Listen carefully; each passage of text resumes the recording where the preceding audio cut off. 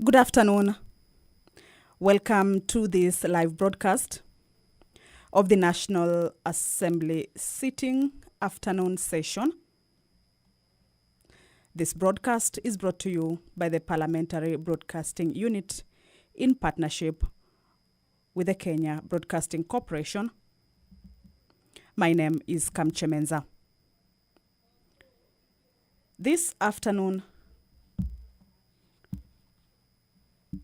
in the order paper, there will be a committee of the whole House. The members will proceed for a committee of the whole House to consider 3 bills, among them the Kenya National Library Service Bill, National Assembly Bill number 5 of 2020. There's also the Kenya National Blood Transfusion Service Bill, National Assembly Bill number 6 of 2020. There's also the Parliamentary Pensions Amendment number 3 Bill, National Assembly Bill number 57 of 2019. In the Kenya National Library Service Bill, just to take a look at what the bill entails, is that the main objective of this bill is to give effect to the Constitution in order to promote all forms of national and cultural expression through literature, the arts, traditional celebrations, science, communication, information, mass media, publications, libraries, and other cultural heritage. Part 1 of the bill provides for preliminary matters. Part of the bill provides for the establishment of the Kenya National Library Service. Clause 5 provides for the functions of the Kenya National Library Service, which includes acquiring, preserving, and maintaining a collection of library resources, carrying out and encouraging research in the development of libraries and related services, and providing a national library reference and referral services, among others. Taking a look at what the Kenya National Blood Transfusion Bill entails,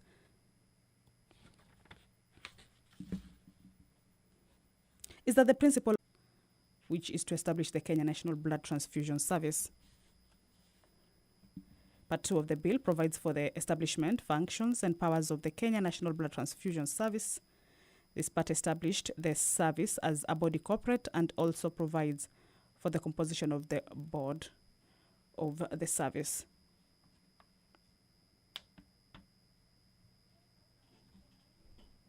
The third bill that this afternoon will see Parliament or members of the National Assembly proceed for a committee of the whole House is the Parliamentary Pensions Bill, which will also be considered in the committee of the whole House this afternoon. The principal object of this bill is to amend the Parliamentary Pensions Act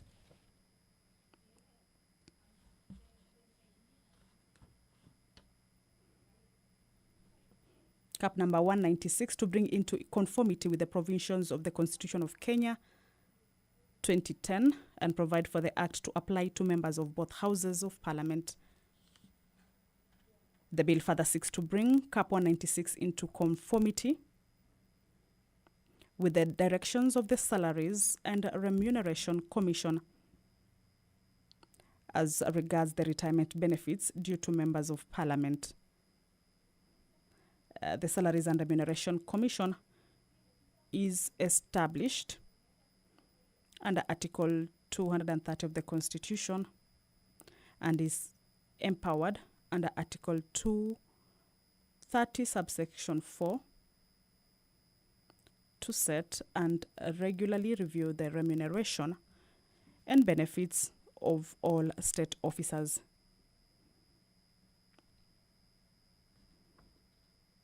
Clause 1 of the bill is the short title, then Clause 2 of the bill seeks to amend Section 2 of the Act to conform to Constitution that provides for Parliament which consists of the National Assembly and the Senate. This afternoon, the County Government's Amendment Bill, Senate Bill number 13 of 2018, tabled by the Chairperson Departmental Committee on Administration and National Security, will be read for the second time, which is a resumption of debate interrupted on Tuesday, June 29th, 2021, in the afternoon sitting. The Waqf Bill, National Assembly Bill number 73 of 2019, will also be read for the second time. Well, at the entrance of the National Assembly chambers, the Speaker of the National Assembly, Honorable Justin Muturi, has stepped into the chambers to lead this afternoon session. I will hand you over to the live broadcast of this session. Remember, this is a broadcast brought to you by the Parliamentary Broadcasting Unit in partnership with Kenya Broadcasting Corporation. My name is Kamche Menza. Good afternoon.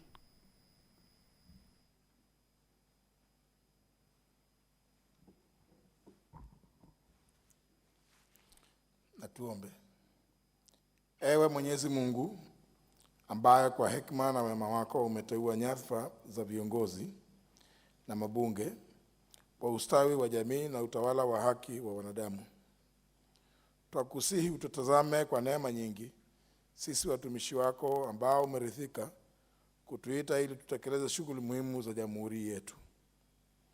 Twakuomba ututeremshie baraka zako sisi tuliokutanika hapa, na tujalie tuyatende na kuyafikiria mambo yote yatakayofikishwa mbele yetu kwa njia ya haki na uaminifu, ili utukufu na sifa zako ziendelezwe, na ili kustawisha amani, ufanisi na heri ya nchi yetu na wale ambao haja zao umezikabidhi mikononi mwetu. Amina.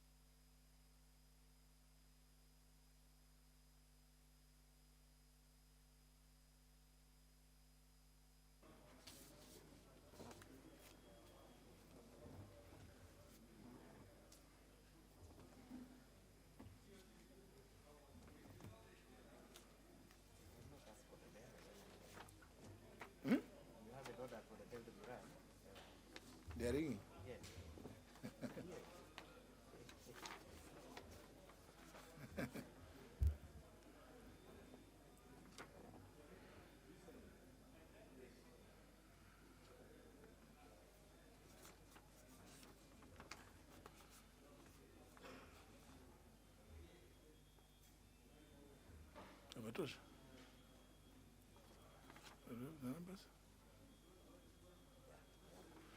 Very well. Can commence.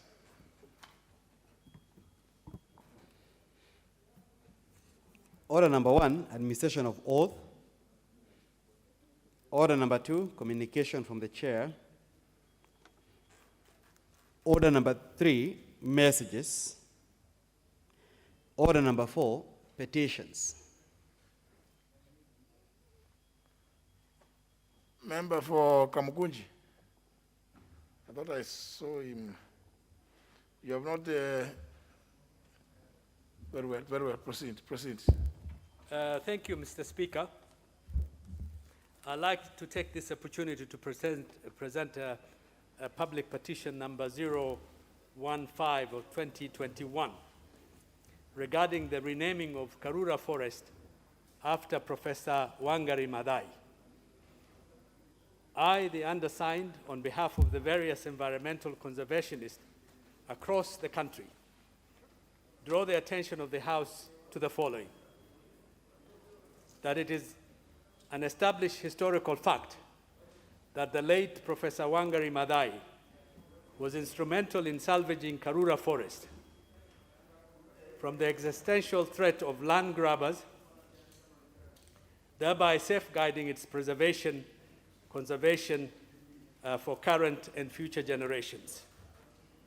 That on account of Professor Wangari's tireless efforts and dedication, Karura Forest is today a thriving natural endowment that not only serves as a home to many animal and plant varieties, but also provides appropriations in aid revenue for the government through fees obtained for its benefits that attract thousands of runners, walkers, cyclists, campers, and tourists every year.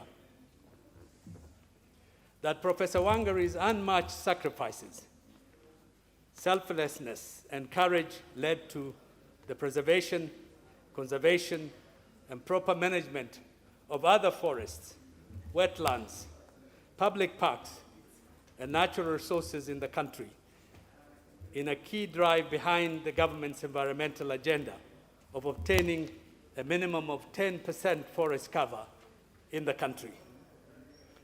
That Professor Wangari's emphatic passion, commitment, and resilience in promoting community forest management and improving the quality of life for many Kenyan communities were immeasurable, and her environmental conservation legacy continues to be one of the inspirations behind environmental conservation and women empowerment in our country.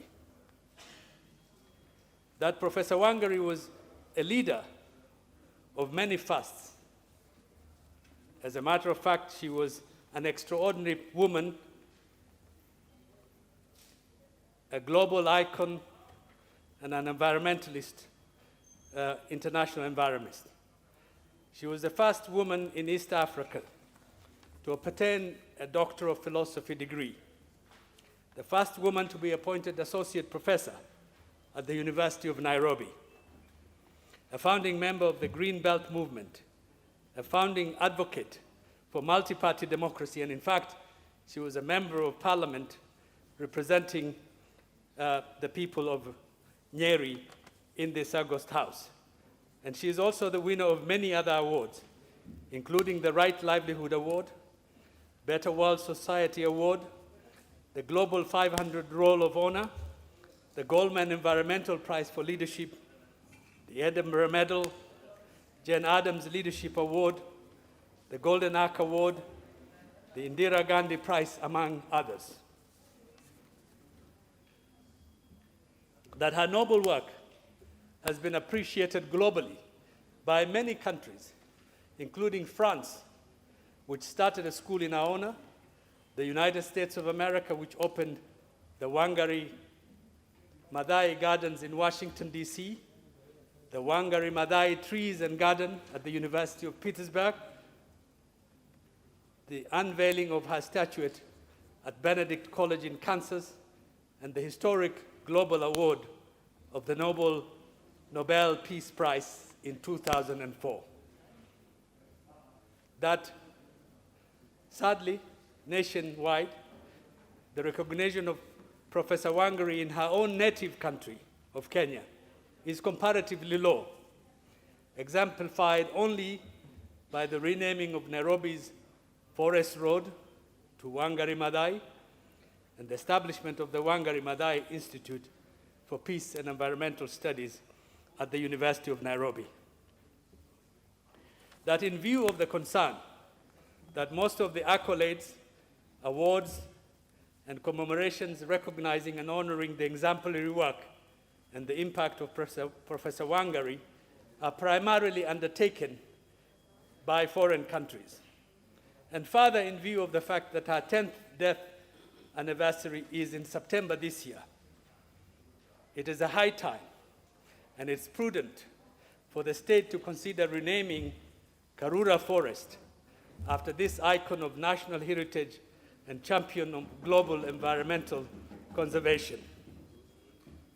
That efforts to have the matter addressed by relevant authorities have not borne any fruit, and that the matters raised in this petition are not pending in any court of law in Kenya. Now, therefore, your humble petitioners pray that the National Assembly, through the Department Committee on Sports, Culture and Tourism, 1, considers the matter with view to recommending the renaming of Karura Forest as Wangari Maathai Forest in order to accord due honor to Professor Wangari Maathai's effort of championing the forest preservation as well as enhancing Kenya's international image in environmental conservation, promote ecotourism, rebrand and revive the vibrancy of the forest, inspire and motivate younger generations to embrace conservationism and to foster and inculcate transformative values by restoring the culture of afforestation, reforestation, and conservation of natural resources. And 2, makes any recommendation that it deems fit in the circumstances of the petition. And your petitioners will ever pray. Presented by me, the MP for Kamkunji constituency, on this afternoon in this August House. Thank you, Mr. Speaker. We'll accommodate a few comments and clarification. Honorable Wamalwa. Thank you, Mr. Speaker. Mr. Speaker, I rise to comment on the petition by the Honorable Member for Kamkunji. Mr. Speaker, the late Professor Wangari Maathai, she was a wonderful lady, Mr. Speaker. She's the first African woman, Mr. Speaker, to win a Nobel Prize. She put her efforts, her life on line for sustainable environment, Mr. Speaker. Mr. Speaker, I remember her words of the hummingbird. And she said this, Mr. Speaker, that we must be like a hummingbird, whereby the little things we can be able to do to sustain the environment. We should not see just the fire. This hummingbird used its beak to pick little water to put off the fire. And she used to say that the environment will never forgive you if you don't take care to conserve the environment, Mr. Speaker. And in line with the Heroes Act, Mr. Speaker, whereby we should rename that forest in remembrance of this hero, Professor Wangari Maathai. I want to thank the honorable member. In this country, Mr. Speaker, we are very forgetful of our heroes. And Professor Wangari Maathai, on matters of environment, Mr. Speaker, she leads as others follow. And we call upon the honorable members and the relevant committee in charge, I think the Committee on Environment, to move with speed, with recommendations, Mr. Speaker, so that we can be able to rename that forest for Wangari Maathai. We don't want it to look like in Kileshwa, where a road was named by a trade unionist. Atwoli, who has done so much in this country, Mr. Speaker, and some crooks go in the night to demolish. It is good we must recognize the heroes. Atwoli, when it comes to the trade union matters of trade, he has also done his bit, Mr. Speaker. And indeed, it's important that we must respect heroes and let the committee move with speed so that we can rename Karura Forest in memory of Professor Wangari Maathai. I thank you, Mr. Speaker. Honorable Sankok. Thank you very much, Honorable Speaker, for giving me this opportunity.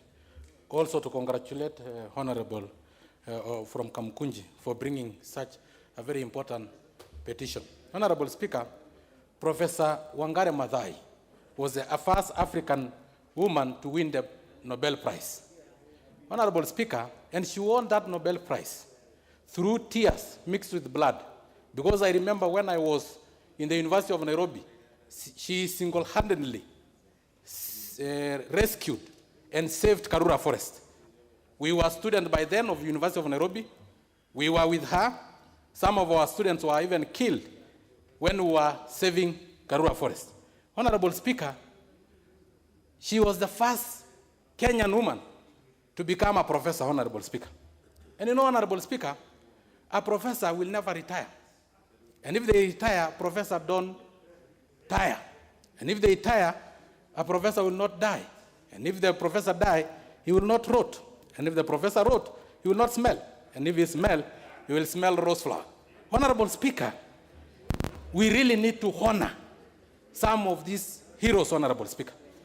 And it is high time that we honor her, not only by renaming Karura Forest as Professor Wangari Maathai Karura Forest, but even a national school, Honorable Speaker, or one of these stadiums that we are building, Honorable Speaker, so that the whole world can be remembering. Because in a forest, there is literally very little that we can do.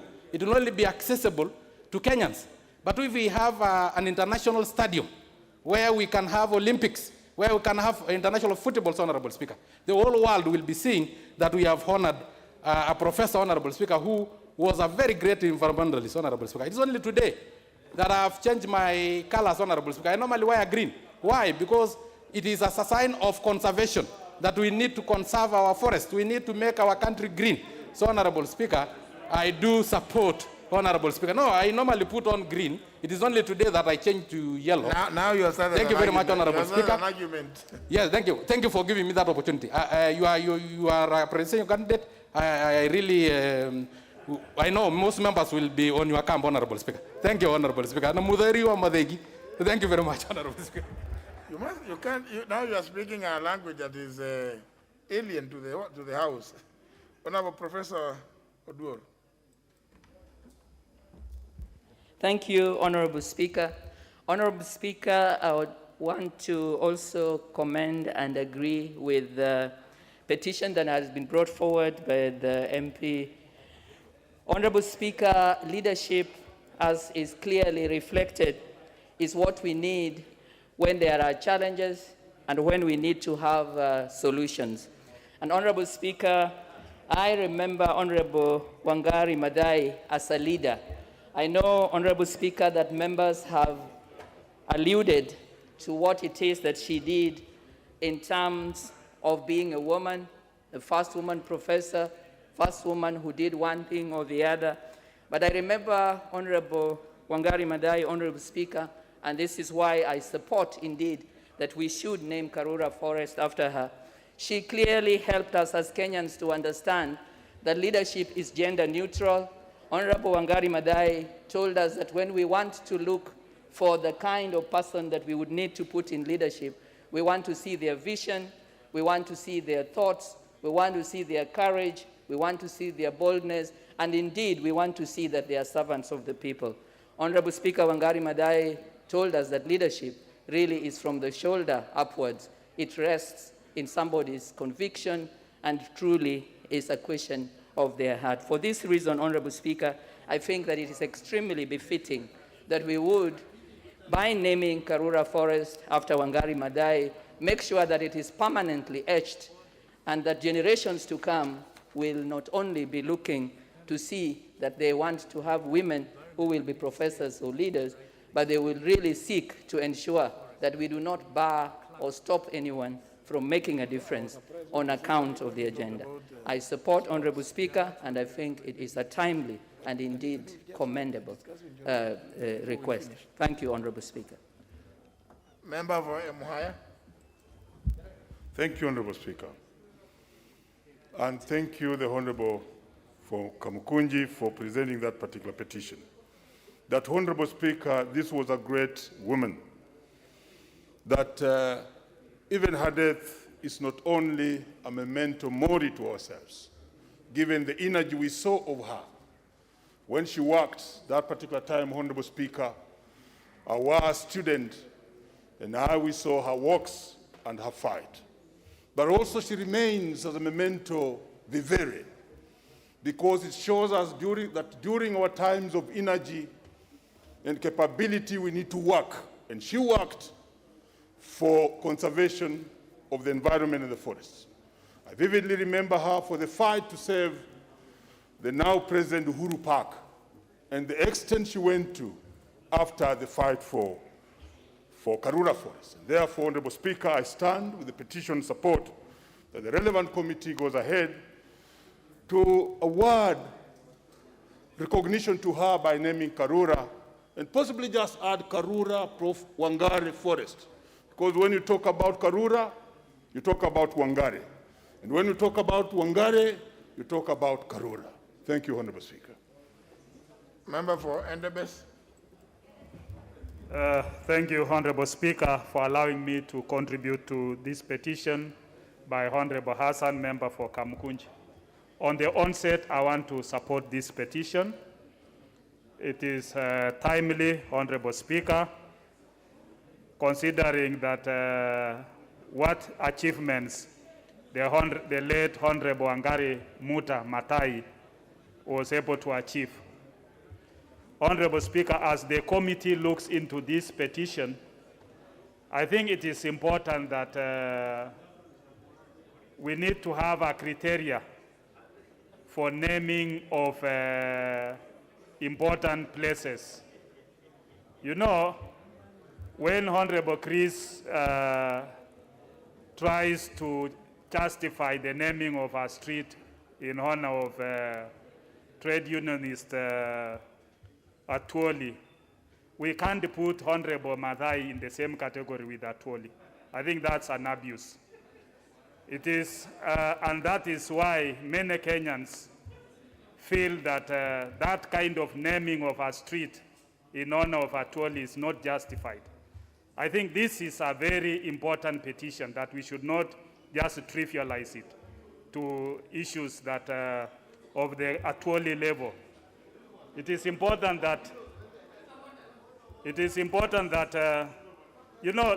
I thank the Honorable Hassan of Kamukunji for bringing this important petition to this Parliament.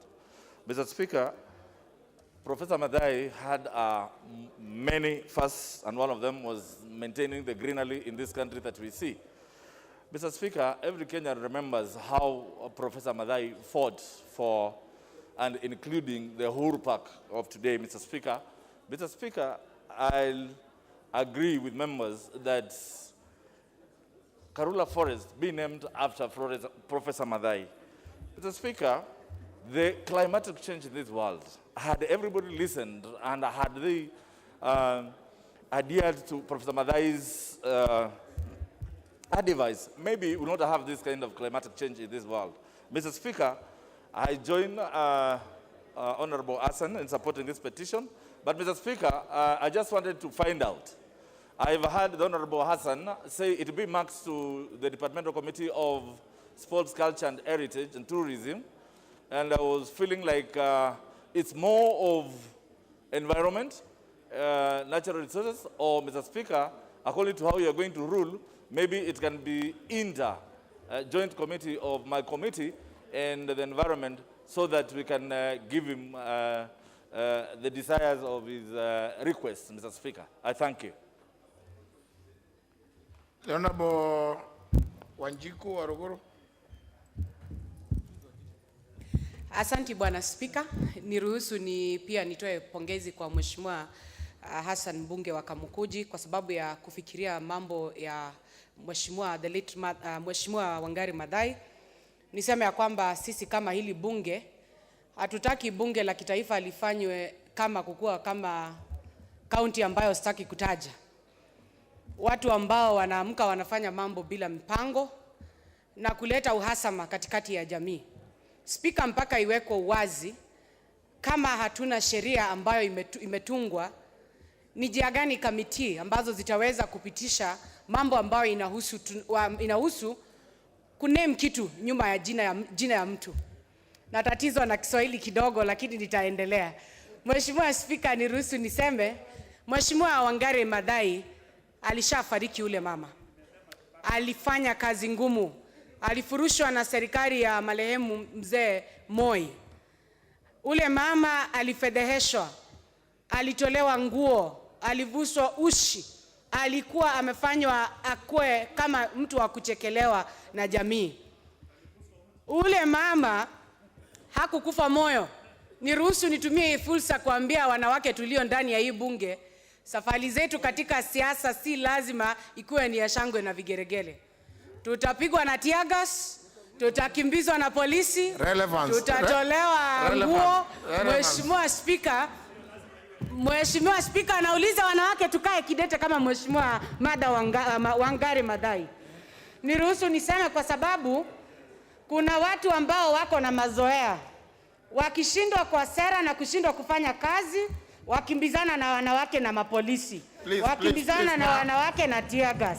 Mimi nitauliza, please now be relevant to the petition. Mimi nauliza, Mheshimiwa Speaker, niko relevant sana kwa sababu Mheshimiwa Wangari Maathai, hakuna mwanamke amebeba fedheha katika hii Kenya kama Wangari Maathai.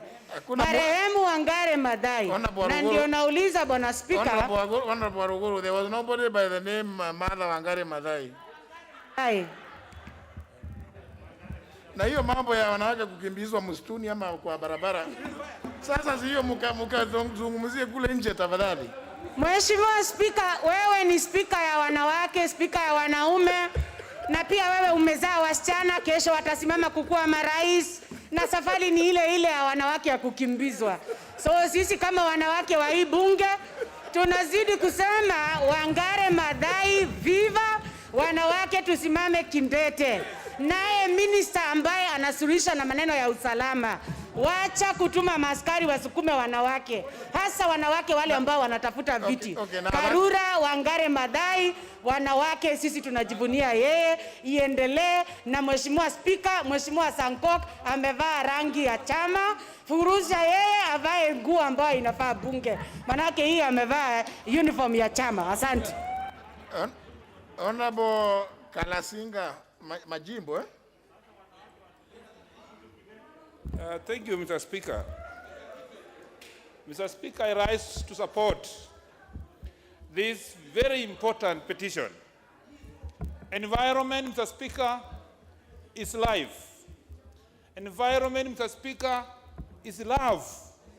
An environment, Mr. Speaker, is everything a man and all the living of animals like. I want to give a serious support to this petition because, Mr. Speaker, when you move around the globe, around the world, you see a lot of namings of this very important lady called Wangari Maathai. And when they come to this country, Mr. Speaker, they should also come and find serious names, serious areas where they can visit and enjoy, calling it Wangari Maathai. I also want to believe, Mr. Speaker, that when we name a person, let's take it also very serious, that sometimes we try as much as possible to name a person when he's still alive, Mr. Speaker. People who are alive have made histories. We must give them respect. We must give them the names, and even when they're walking and alive, they know where they're marked. And in the same, Mr. Speaker, I even want to name one of the very beautiful rocks on Kapchai Hills, Mr. Speaker, under the name of EGH, Justin Muturi. Because the people of Bungoma, Mr. Speaker, when you were the magistrate in Bungoma County, Mr. Speaker, you allowed the Dini Msambwa, who were outlawed, you allowed them to participate as a religion, Mr. Speaker. And whenever they pray, they face Mount Zion. they face that rock. So, Mr. Speaker, even while you are still alive, I will name that rock EGH Justin Muturi. And we shall pray, Mr. Speaker. Mr. Speaker, we shall pray that in the next 2 years or one, you get the CGH, Mr. Speaker. That one is God willing or inshallah. This is member of Parliament for Kapchai. I support this petition. Thank you, Mr. Speaker.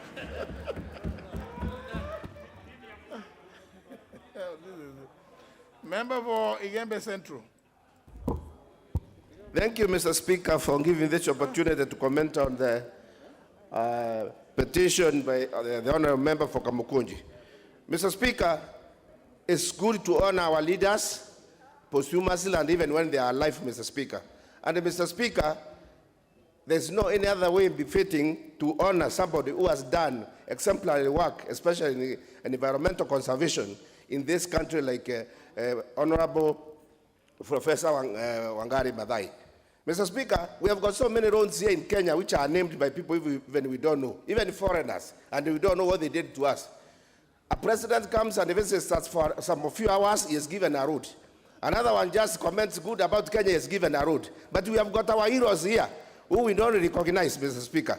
Therefore, I really support the petition to the level that Wangari Maathai deserves to be, the forest should be named after her, and even other big structures or places like the park she saved when they wanted to build houses there, Mr. Speaker.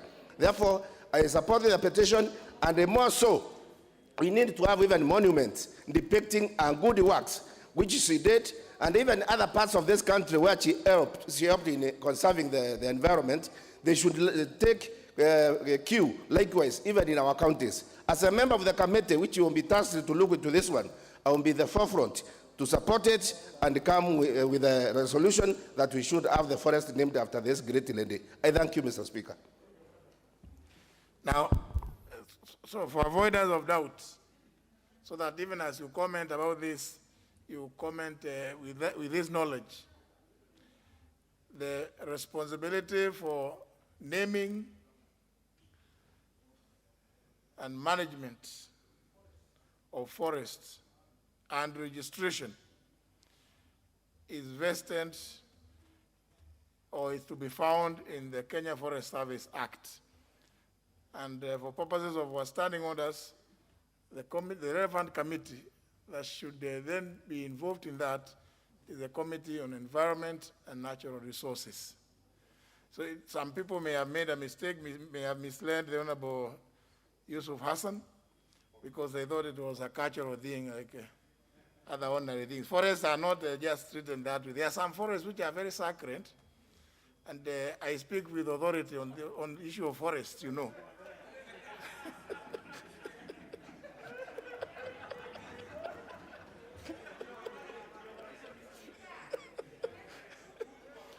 Honorable Kilonzo. Thank you, Mr. Speaker. Mr. Speaker, the opportunity to serve in the 9th Parliament with Professor Wangari Maathai. Professor Wangari Maathai, Mr. Speaker, if you look at the CV, she had over 24 international awards. In her CV, Mr. Speaker, she had 5 honorary degrees. Again, professional affiliations, she had about 10 of them. Mr. Speaker, academic appointments at one time in 1976, she was the chair, Department of Veterinary Anatomy, University of Nairobi. Among others, Mr. Speaker, academic qualifications. On personal achievements, Mr. Speaker, she was also a director of Red Cross. She was a founder and coordinator of the Green Belt Movement. Among others, and not to forget, Member of Parliament for Tetu constituency in the 9th Parliament, Mr. Speaker. 3 things, Mr. Speaker, this lady did which Kenyans do never forget. If you recall, in 1989, the party, Baba na Mama Kanu, decided to put a 60-story building in Uhuru Park, which one politician then, when he was asked why they should put a building there, he said people will be admiring the building. And he was told the only time people admire a building is when there's a fire. This lady, Mr. Speaker, stood against Kanu government during that hard time, and the Kanu government never saw the day of the light. That building was never put up, and Uhuru Park was saved.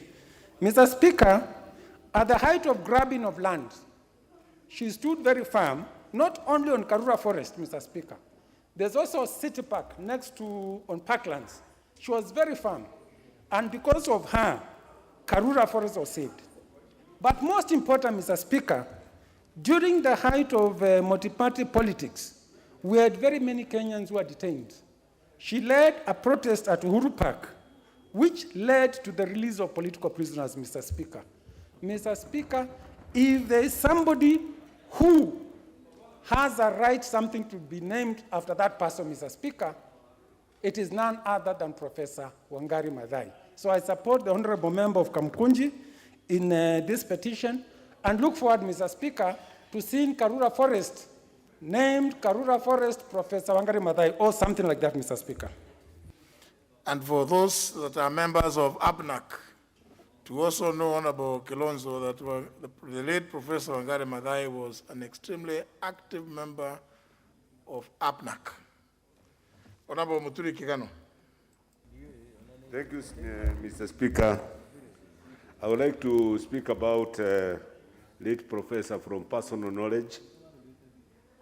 I represented her, the privilege of representing her when she was attacked in Karura Forest and then charged with incitement and all type of offenses. Mr. Speaker, Wangari Maathai saved Uhuru Park when Kanu went into encroach. No, saved Uhuru Park when Kanu wanted to invade the park and put up a monument, Kanu headquarters. She also represented herself and camped in All Saints Cathedral, which led to the release of Koigi and others. Wangari Maathai is an icon to be recognized in this country. In fact, we are late in giving her this type of iconic recognition, and this is long overdue. Mr. Speaker, she is a first in many spheres, in leadership and human rights. It is my submission that renaming this forest in her memory will be a reclaim to our loss and glory in history. Mr. Speaker, lastly, it is an insult to Wangari Maathai and to environment, green movement, when my Aswara colleague here wears yellow when we are discussing green and environment and an icon. It is a flaunt, that lady. I will also support, I will also look forward, I'm looking forward also to supporting a similar petition when anybody brings this petition to name, rename, is it called what? A road. Road in memory or in the cognition of the, no, in the cognition of Baba. Yes, in the cognition of Baba, because he was also an associate of Wangari Maathai. He also suffered for human rights. Bagadi Road, when it is brought, it is long overdue that we recognize the living heroes before they die. So Baba should be given a road. Similarly, Wangari Maathai. Thank you. Honorable Olekenta.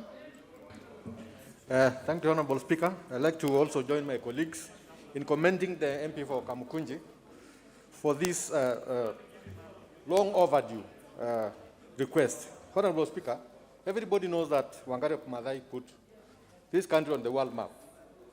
Having been a member of parliament, having been a professor, having been at least somebody who made Kenya what is today, I think she deserves that.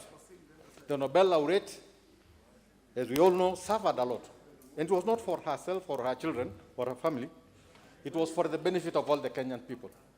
I remember when she fought for Uhuru Park, for the preservation of Uhuru Park, Karura Forest, And she underwent a lot. And at that time, she was treated like a villain.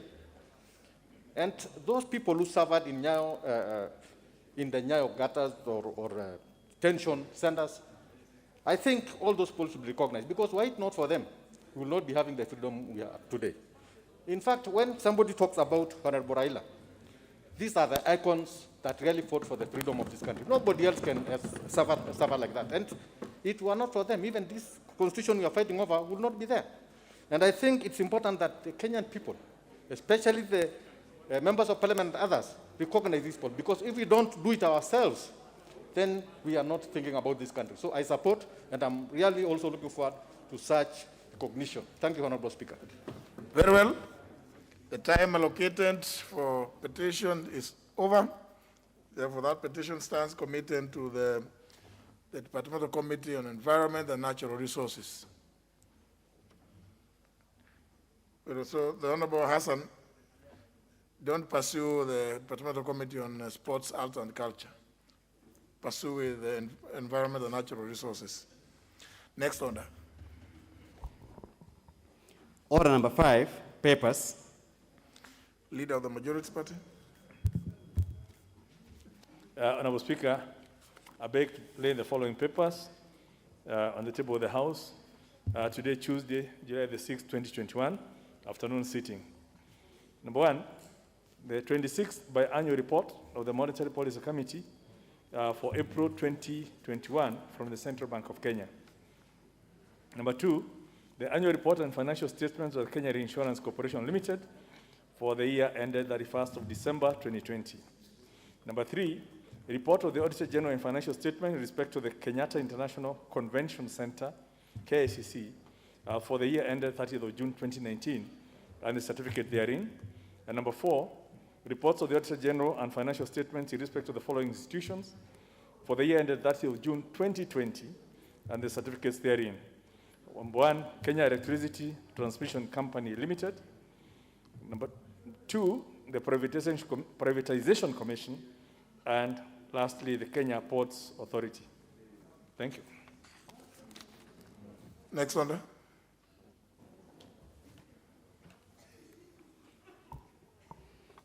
Order number 6, notices of motion. Leader of Majority. Honorable Speaker, I beg to give notice of the following motion. That pursuant to the provisions of Standing Order number 28.4, this House resolves to alter its calendar for the 5th session, regular sessions, as adopted on Wednesday, February the 10th, 2021, and amended on Tuesday, June the 8th, 2021, by varying the period for the short recess with respect to the second part of the session, so that A, the short recess commences on Friday, 9th of July 2021, and ends on Monday, 2nd of August 2021, and B, the House resumes regular sittings on Tuesday, 3rd of August 2021, to continue with the second part of the session. Thank you, Honorable Speaker. Very well. Next order. Order number 7, questions and statements.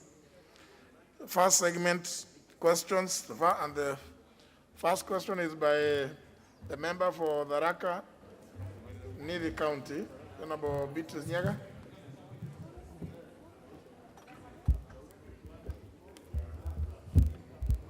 Thank you, Mr. Speaker. Mr. Speaker, my question is 225 of 220, and it is directed to the Cabinet Secretary for Infrastructure, Housing, Urban Development, and Public Works.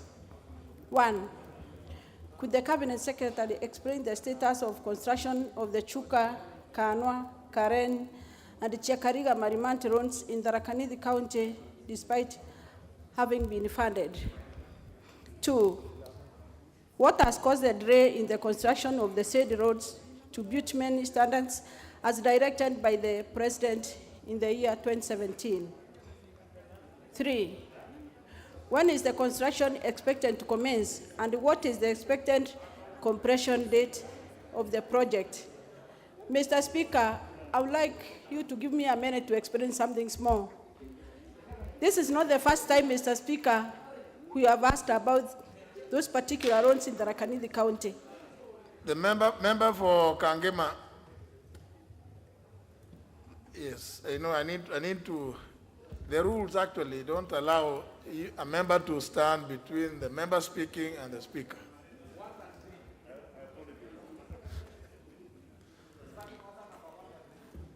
No. Thank you, Mr. Speaker. Yeah, proceed. Mr. Speaker, I was saying that this is not the first time for me to ask this particular question. Last year, 2020, Mr. Speaker, I brought the same question to this House, and the Cabinet Secretary came and explained and gave a promise, which he never fulfilled. Mr. Speaker, if I can remember in the year 2016, the former Member of Parliament for Chuka Igambangombe, Honorable Mudhomi Njoki, who is the governor for the Tharaka-Nithi County, brought the same question to this House. In the year 2018, Honorable Patrick Munene, who is the MP for Chuka Igambangombe, Mr. Speaker, asked the same question. The ministry have been giving us promises, Mr. Speaker, that have not been fulfilled. So I request the committee, Mr. Speaker, to tell the ministry that the people of the Tharaka-Nithi County have been waiting for these particular roads to be constructed, but it has not been possible for all those years. So, Mr. Speaker, we need a promise that can be fulfilled, that our roads are going to be made, they are going to be constructed, and on time. Thank you, Mr. Speaker. I think, unfortunately, I had received a request by the chair of the committee, who is not, Honorable Kosing, is not around today. He had notified me about his absence. But I think your concerns will be recorded for purposes of presentation to the Cabinet Secretary when he next appears. But I think, Honorable Wankada, it would be good if you can be present. It would be really very good if you can be present to raise that issue with the Cabinet Secretary. So the chairman is directed to make sure that you are present. Yeah. Thank you, sir. Next question is by the member, Honorable Halima Mucheke. Thank you, Honorable Speaker. My question, number 227 of 2021, is directed to the Cabinet Secretary for Interior and Coordination of National Government. 1, could the Cabinet Secretary explain the status of investigations into the disappearance of one Dennis Kinoti of ID number 23-700-320, a resident of Meru Town who went missing on 14th February 2021, and a report of missing person made at the Meru Police Station via the occurrence book number OB 98-1502 of 2021. 2, how many suspects have been apprehended or questioned in connection with the disappearance?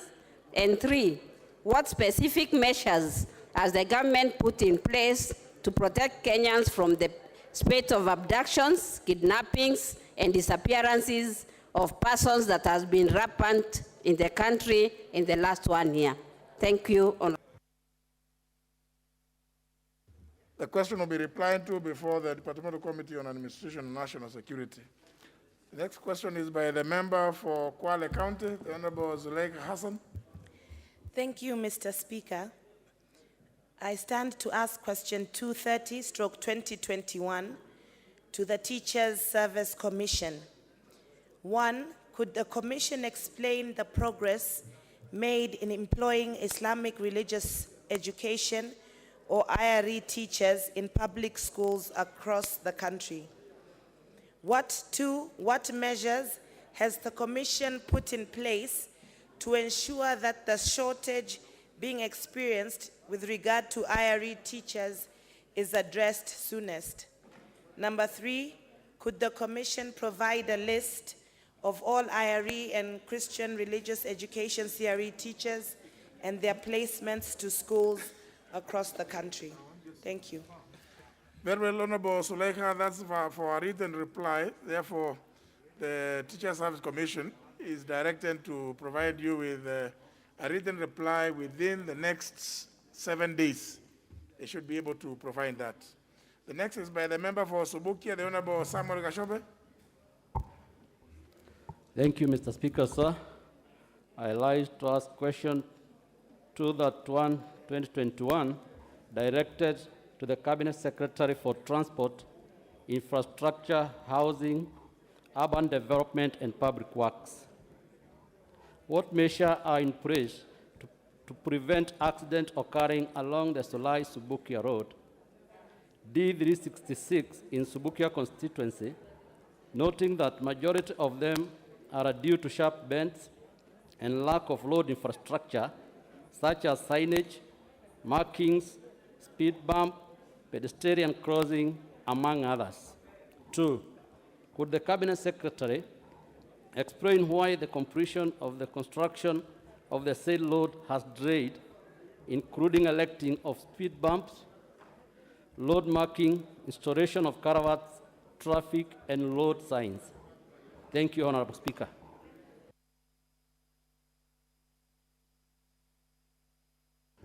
A question will be replied to before the Departmental Committee on Transport, Public Works, and Housing. The next and last question is by the member for Meru County, the Honorable Kawira Mwangaza.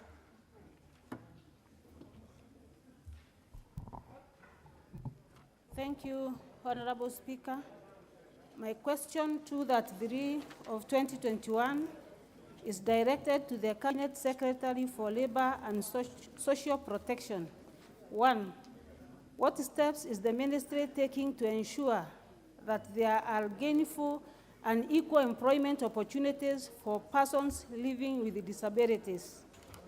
2, could the Cabinet Secretary also provide information from the National Employment Authority on the status of the database on employment opportunity for people living with disabilities, considering that they are in their need of sources of livelihood, especially those from Meru County? 3, would the Cabinet Secretary provide a list of all registered PWDs in Meru County, showing the nature and the category of each disability?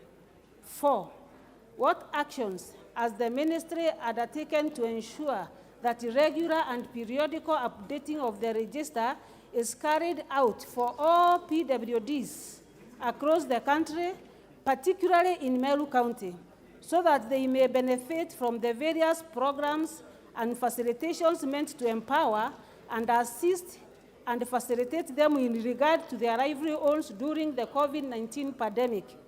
Number 5, would the ministry consider providing free assistive equipment and devices to all people living with disabilities across the country, and particularly in Meru County, so that they may live fulfilled lives?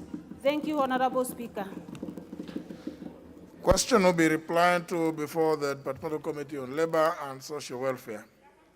We move to the next segment of that order, which is responses. And there is a response to be given by the chairman, Departmental Committee on Administration and National Security, to a request by the Honorable Colonel Retired Geoffrey Kingangi.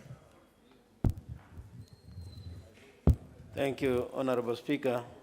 Honorable Speaker, this is the response to a statement sought by the member from Mbeere South, the Honorable Retired Colonel Geoffrey Kingangi, on the issue of brutal evictions of residents of Dunguni in Makena ward of Mbeere South constituency. Honorable Speaker, the member sought specifically the following: to be informed on the circumstances that led to the inhuman and extremely brutal evictions of residents and demolitions of houses at Dunguni Center.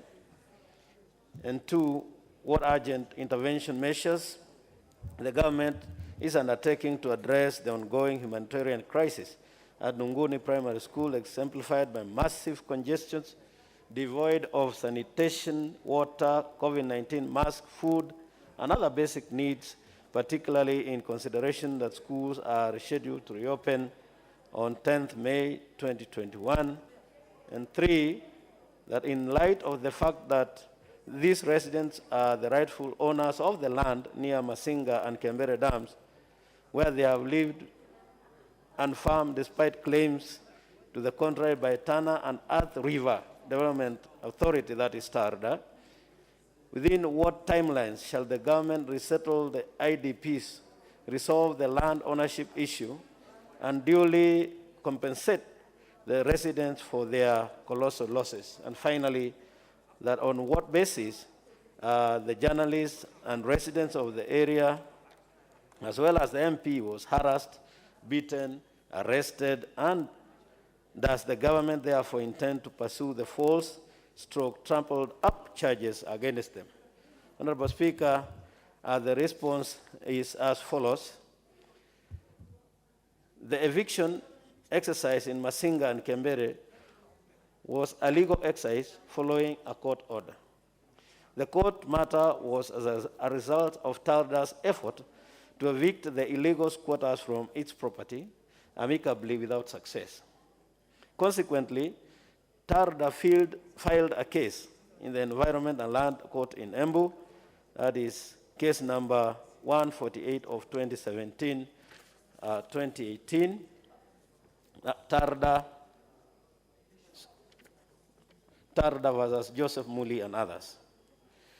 The ruling was delivered on 12th March 2022 in favor of TARDA. Sorry, the ruling was delivered on 12th March 2020. I beg your pardon, Honorable Speaker, in favor of TARDA, where the court ordered for the restoration of beacons to safeguard the buffer zone of the two dams. And hereby they have attached the court order. The court further issued execution orders dated 3rd September 2020, directing the Regional Police Commander Eastern to provide security during the eviction exercise. There is also attached a copy of the execution order. Honorable Speaker, currently there are no internally displaced persons accommodated at Dunguni Primary School, and therefore there is no humanitarian crisis. Allow me to put a few facts straight. Number one, the TARDA land in Bere South totals to 66,000 acres. It is colossal. It is kilometers upon kilometers of land. The piece of land in question is more than 6,000 acres. And it is touching Masinga Dam. And a distance of about 40 kilometers is the coastline, which is in my constituency of Masinga Dam. The truth of the matter is that nobody in my constituency entered TARDA land, because TARDA land is trying to claim this area for the first time. The people of Makema have been living there since the dam was constructed in 1978, more than 40 years ago. They have been living there. TARDA, in fact, the people of Masinga, they have 7 villages. There is Dungune village, Twanyoni village, Mudhidu village, Masai Cross, Ududune, Nungambo, Mwanyani, all those are villages. And for every village, there is a primary school. And in the area, in the same land, there is a secondary school. These people did not come yesterday. These schools are government schools. We have put CDF money to build classrooms there. And this is the area that now the Cabinet Secretary is claiming that he was bound by a court order. TARDA is a public body. They went to court to procure a court order. So it is government using one arm to procure a court order and then claim they are bound by the court order that they cannot protect the citizens. I don't know how it has come that the member of parliament now is called upon to defend citizens from their own government, people who are being paid through the taxes. People did not move into underland. TADA moved into people's land 34 years after the construction of the dam. And after TADA was legally there in the place. These title deeds were only obtained in 2012, and people have been living there since 1978, when the dam was constructed. I do not understand why, out of 60,000 acres, it is difficult to settle around 300 families. Out of 60,000 acres, that's 300 families. To the extent that the government resorts to violence. Honorable Speaker, I would like to condemn the brutal violence that the government has resorted to. There was no need for violence. People were scattered all over the place without home. As a matter of fact, there is a young couple that lost a child in the night after they had been evicted by the government. The government owes the people of Makema an apology. The government owes the people of Makema a retribution, the payment for the houses that were demolished. The government must provide the people of Makema alternative land so that they can move out of the land they claim. Mr. Speaker, we are having a case where government abdicates their responsibility so that the people have to defend themselves against their own government. There is a negligence in the area on the part of public servants and public institutions. Mr. Speaker, this is an area where, before I came, half the constituency had no titles. And as we talk now, Karaba adjudication section has no titles. Riakanao adjudication section has no titles. Makema adjudication section has no titles. Gasabali adjudication section has no titles. And yet, the adjudication was completed 40 years ago. What is the government doing sitting around there and titles are in the offices in Nairobi and they cannot be issued to the owners? This discourse becomes like a monologue. On occasion, when even it was a play, we would call it a form of soliloquy. because now you are speaking on behalf of your constituents, but now I'm wondering, the Honorable Mwadi, he can hear and I'm sure he is getting entertained, but he is unlikely to give you an answer to that. Mr. Speaker, I appreciate the opportunity to ventilate. Yes, but that's why I gave you the opportunity to be able to say it. But it seems it amounts to some form of lamentation. And I wonder whether you are able to be present when the cabinet secretary appeared. I was present. You asked him those questions. I asked those questions, Mr. Speaker. And he did not respond to them. He did not respond to them, Mr. Speaker. That is why I'm forced. So now it is a lamentation. This is a lamentation, Mr. Speaker. But, so that now, then you must make it short because there's going to be no answer. Thank you, Mr. Speaker. I will make it short. And I'll finish by saying that as far as we are concerned, the schools, the 7 schools that are in Makema, in the land so-called Tandaland, the 7 villages that are in the so-called Tandaland will remain. Because nobody has talked to the people of Makema. As a matter of fact, there is even a settlement scheme which was stopped 4 years ago for being occupied by landowners, by the government, and they have not come back. what is so difficult about talking to people, finding out what the problem is, and resolving the problem. Thank you, Mr. Speaker, for indulging me in my so-called lamentations. But you can understand the frustration that we have when we have an irresponsive government. It is really a shame. Thank you, Mr. Speaker. I can see the Honorable Mbarire also wants to join you in the lamentation. Thank you, Mr. Speaker. Mr. Speaker, let me first begin by thanking Honorable Mwathi, the Chair of the Security Committee, for bringing his response on this important matter.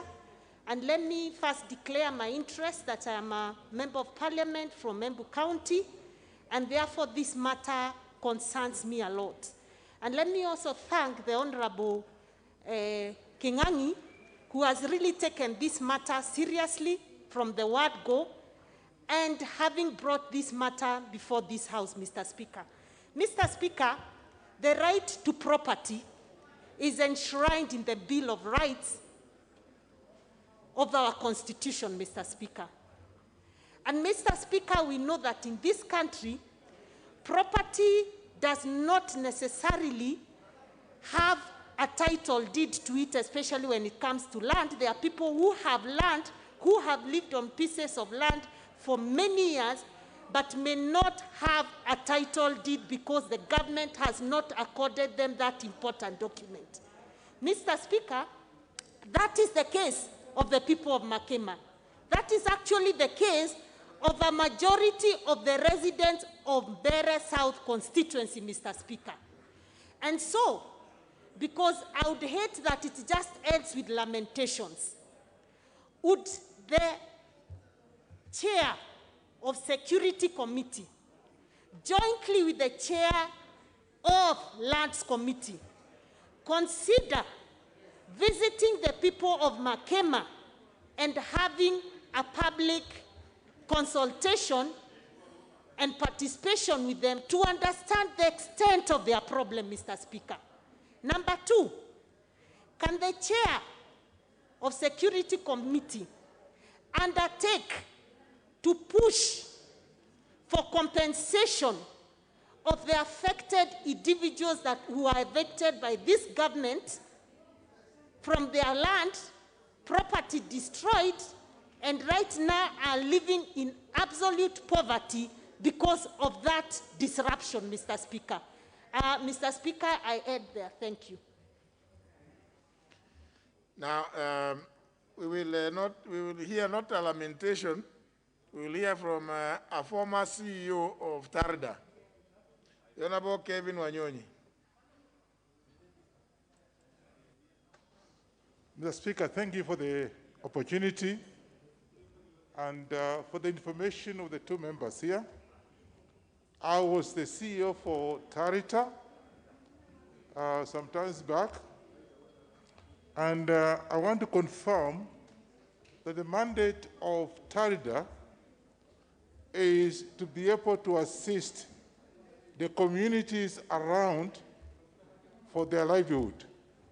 I'm very surprised, Mr. Speaker, that they have gone to the extent of destroying the properties of the people around the setup of the Tarita offices, which from Masinga Dam going to Kembere, which I think was part and parcel of the development.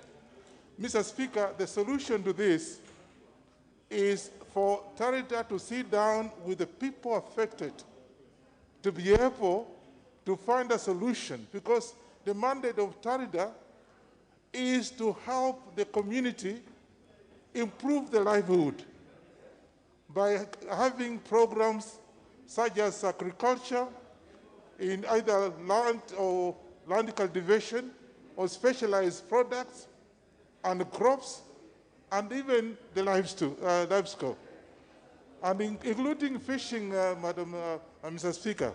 So I'm so surprised that the mandate has now changed and that the security, the Department of the Ministry of Security has come in to destroy the properties of the people.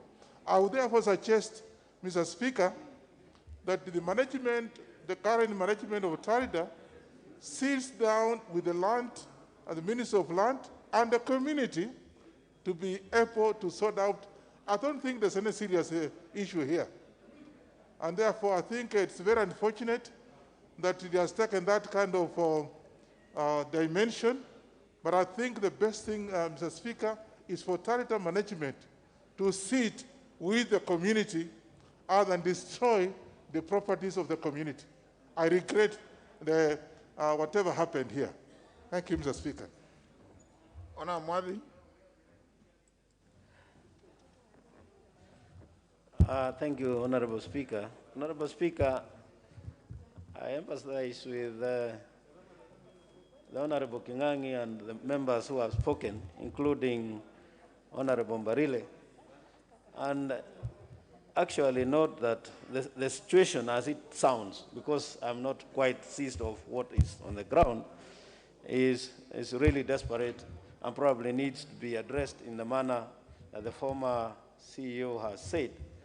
And this should have actually been done ab initio from the onset, that before people faced off, they should have been able to sit down and amicably also sort out, because the problem they are solving that by creating another one of people who have nowhere to stay. But again, for me to be able to come up with a comprehensive plan going forward, probably is to be able to visit the area and also see for myself, and not just myself, the committee, to be able to be seized of the matter. The land in question, if it is 66,000 acres, is quite big.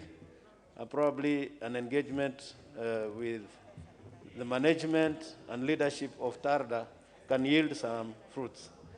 But at the same time, I would urge the member, if there are any documents that would indicate that those people have been there for 34 years, as alleged, should also be submitted to the committee so that we are able also to make a case for these residents who are quite deserving.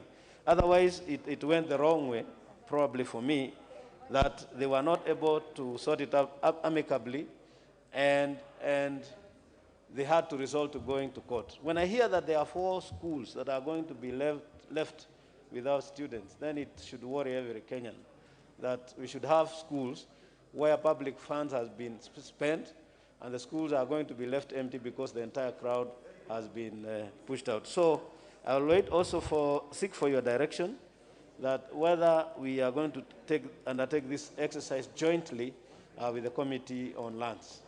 Thank you, Honorable Speaker. No, I think it may not be necessary to have a joint sitting, because either committee is a committee of the House.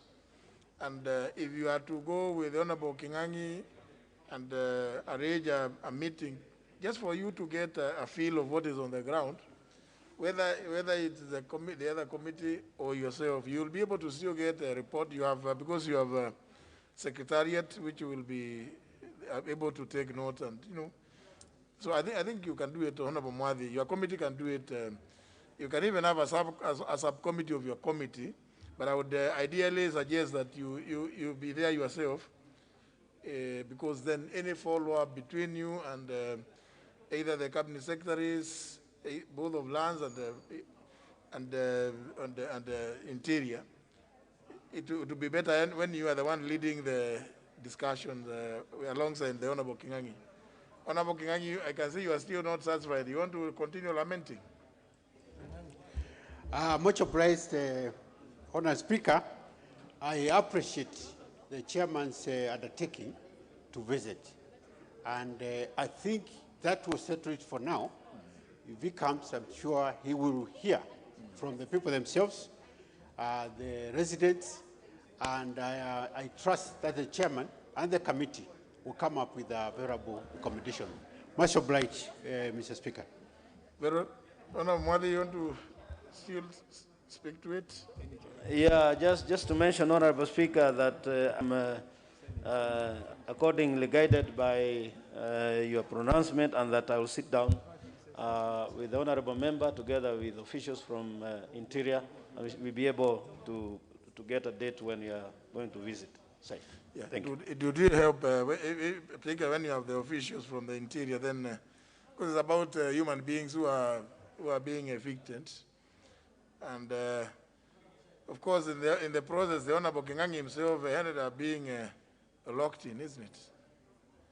So I don't know whether he has since been charged, or he was treated differently from the rest of his constituents.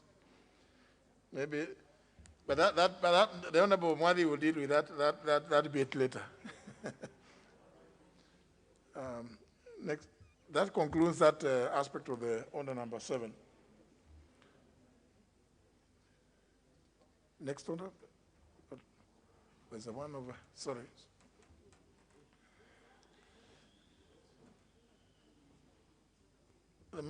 This member for where? This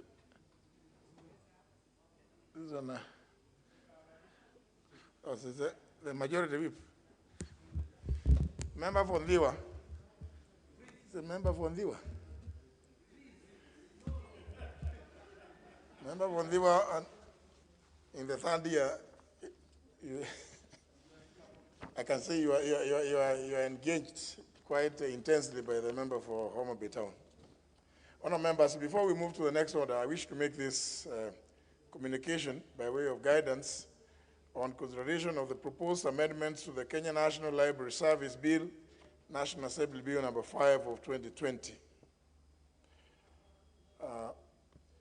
This is being the consideration in Committee of the Whole House of the Kenya National Library Service Bill, National Assembly Bill number 5 of 2020. And I wish to guide the House as follows.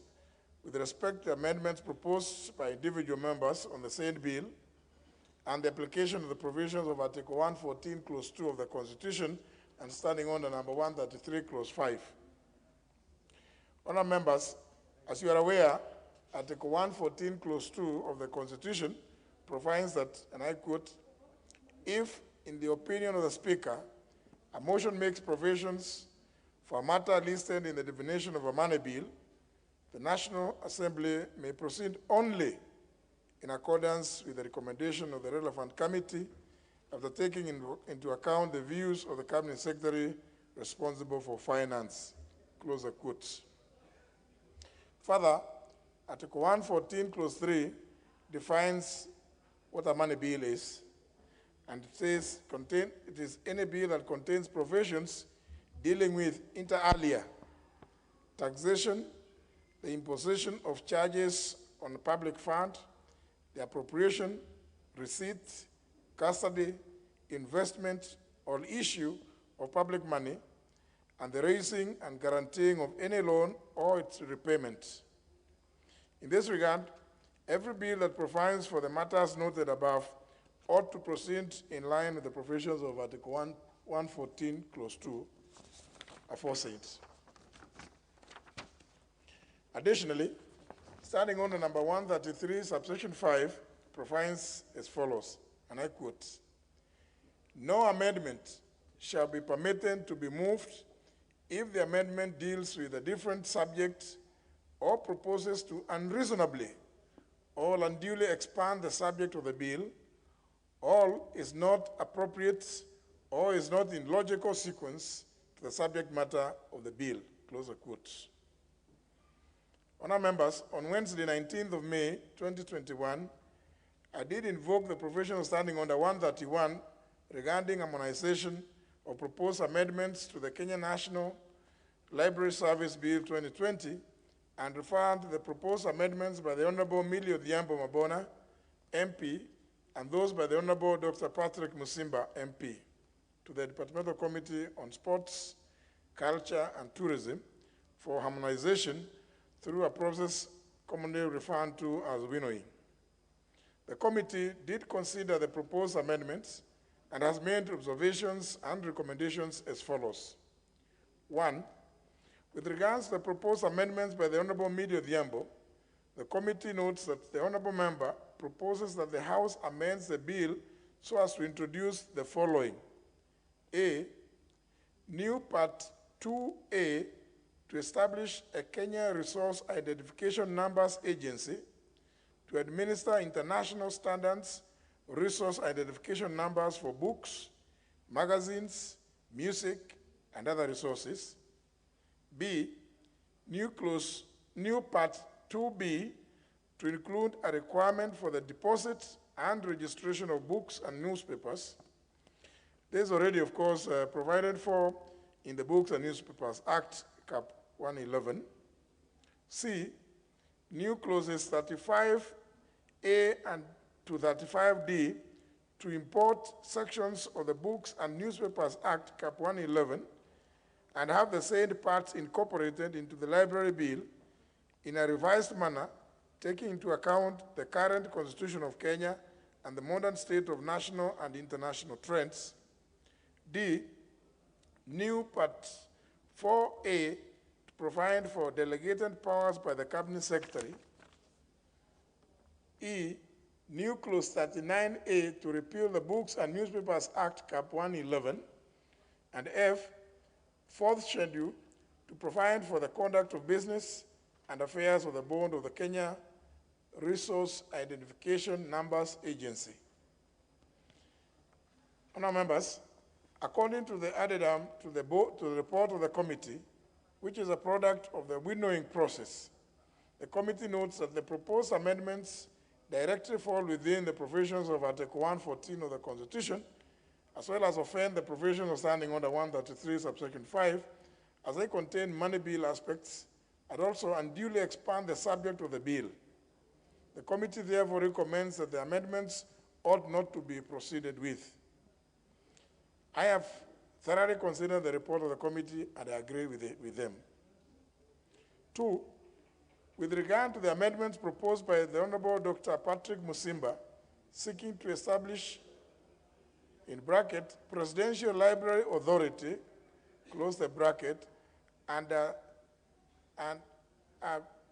open the brackets, Governor's Library Authority, close the brackets, with respective boards and corresponding functions. The committee similarly observed that the amendments fall within the provisions of Article 114 of the Constitution, as well as the requirements of Standing Order 133, subsection 5, and therefore also similarly ought not to be proceeded with.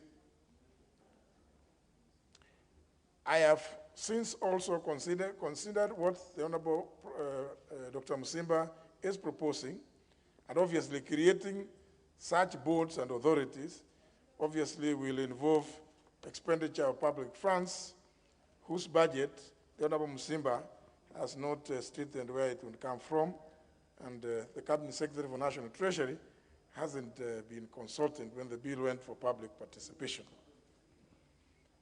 Honourable members, whereas I applaud the noble ideas by the two members whose implementation would have gone a long way in improving the management of the library services in the country, I must reiterate the need for due legal and procedural consideration by all members when proposing amendments. Instructively, it is noted that the amendments offend the provisions of Standing Order 133, subsection 5, which places a limitation on amendments that, in brackets, propose to unreasonably or unduly expand the subject of the bill, close the quotes. Such amendments would only be proceeded with in accordance with the provisions of Article 118 of the Constitution on public participation, which has not happened, as well as the provisions of Article 114, Clause 2 of the Constitution on the manner of considering a money bill. In this regard, honourable members, the cited amendments by the Honourable Millie Odhiambo and the Honourable Dr. Patrick Musimba will not be proceeded with. This includes Part C of the proposed amendment to Clause 2 by the Honourable Millie Odhiambo and all the amendments to Clause 2 by the Honourable Dr. Patrick Musimba. And for avoidance of doubt, honourable members, the proposed amendments for which a disclaimer under Standing Order 133, subsection 5 has been made in today's order paper will therefore not be proceeded with for the reasons I have stated. The House and members are accordingly guided. I thank you.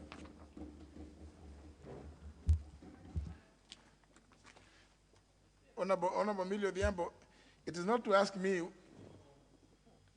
I hope you don't engage in the reasons, because you have very good proposals.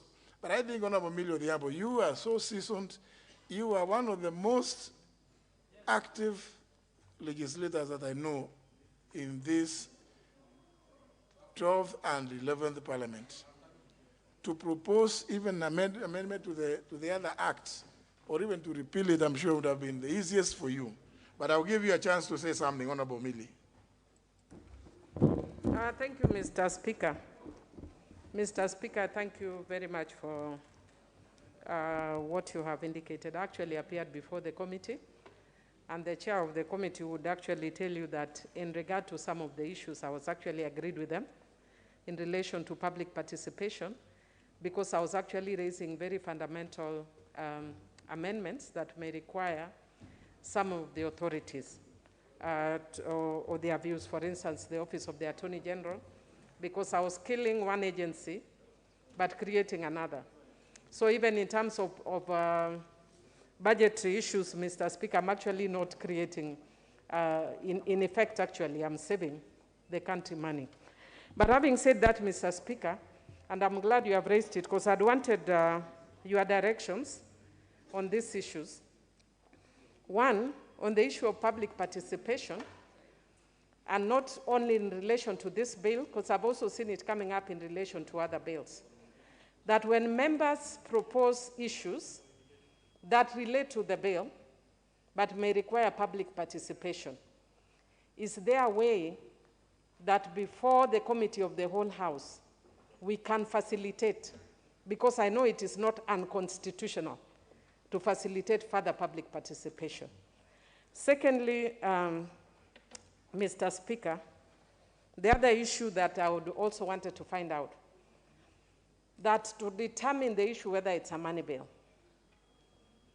or the proposed amendments, especially the ones that don't have time. I know when we are dealing with appropriation bills and things like that they're usually timelines.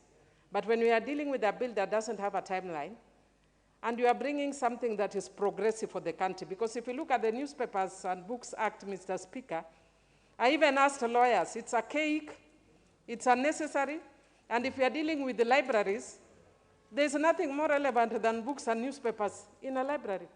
And when I even asked some of the people, they told me some of the provisions in that act is actually cumbersome to them. They don't even know where to keep books in this digital era. The amount of money we are charging is outrageous for young people who are doing this kind of work. So, Mr. Speaker, I can still bring the amendments later once this bill passes, so that we kill the Newspapers and Books Act. But progressively, is there a way as a parliament so that we accommodate members to ensure that these provisions in the standing orders are facilitative and not a hindrance to members seeking to improve a bill? Otherwise, for purposes of now, I told the committee I really don't mind, but I would love for clarity, because not every aspect of my amendments is affected. So I just wanted to go on record that I have amendments which are not affected by your ruling, so that Majority Leader and somebody there who is cheering, when you take those positions, also be serious. You sit here knowing that you are coming here to work, Mr. Speaker. So don't feel bad when members bring amendments, because I've seen a culture that is growing here that when members bring amendments, some people think like it's onerous to them. I accept and embrace amendments because they actually build bills. We are not just ticking boxes. We are here to improve on bills. Otherwise, I thank you, Mr. Speaker, and no, don't be cheering. Otherwise, we will soon declare Kimunya must go. Thank you, Mr. Speaker. Very well, Honorable Millie, in fact, even as you say, the first point on the first issue, and it's an important one. Remember, whenever a bill is read for the first time, it starts committed to the relevant committee without question put, and the committee, and this is going to come out, I think, tomorrow. The committee to which a bill is referred has a maximum of 21 days, within which period to bring a report. I think I want to blame committees, the committee chairs. When you think that you are going to take a period longer than the 21 days, there's no harm in coming back to the House in plenary and seek for extension of time. Indeed, you can even ask for more time than the 21 days, depending on the subject matter being considered.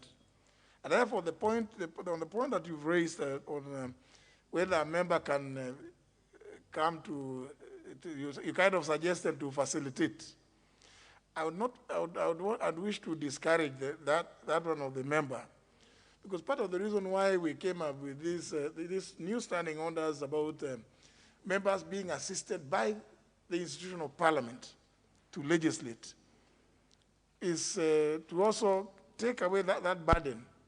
Because I think if we do that, it will be too onerous on members. But I suspect, for the time being, because it's the Procedure and House Rules Committee, and I'm happy that the Deputy Speaker is here and the Honorable TJ Kajwang and the other members of the committee, this is something that can also, in reviewing our standing orders, can be provided for. But in the meantime, should there be need, I want to encourage committees, please come to the plenary, seek for extension of time. Say you need more time to do public participation, and Parliament will facilitate. I mean, in the usual way. Rather than, if we put it now on the member, individual member to now go and, I don't know, a committee now has, is it 17 members or 19? If I hand the Honorable Millie correctly, she used the word to facilitate. It can be it can have far-reaching implications to your pocket.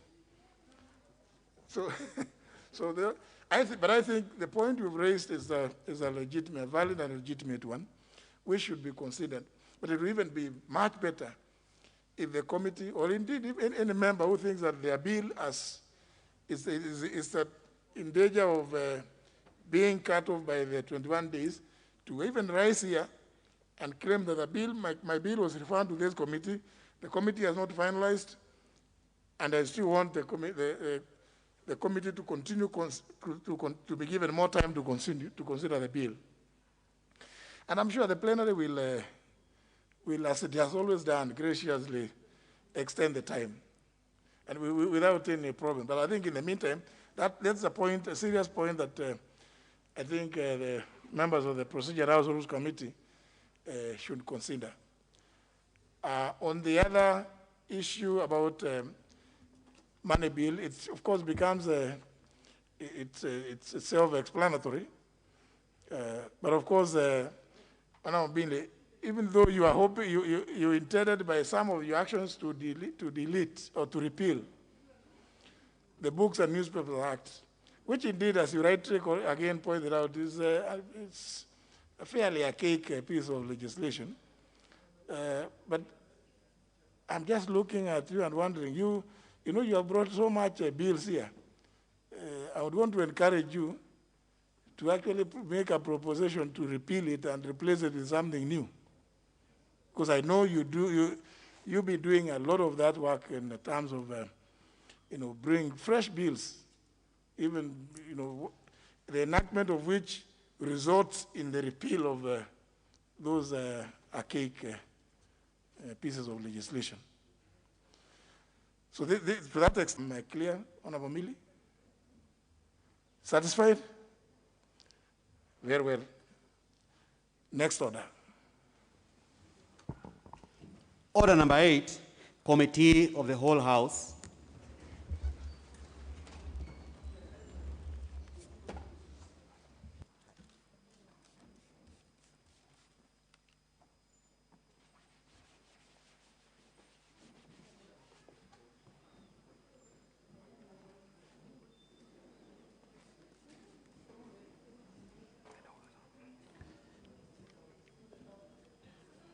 Order members, you can now take your seat.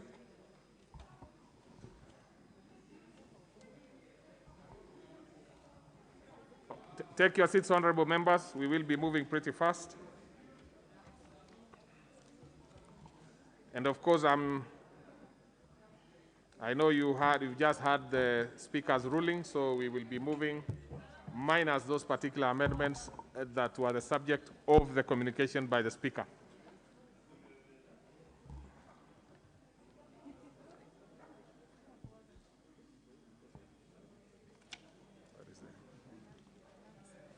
Where is that?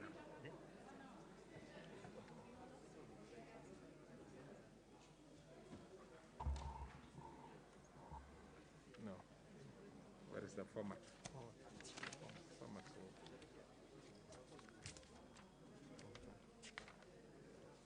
Yeah, this one. Okay, let's proceed. Just a minute.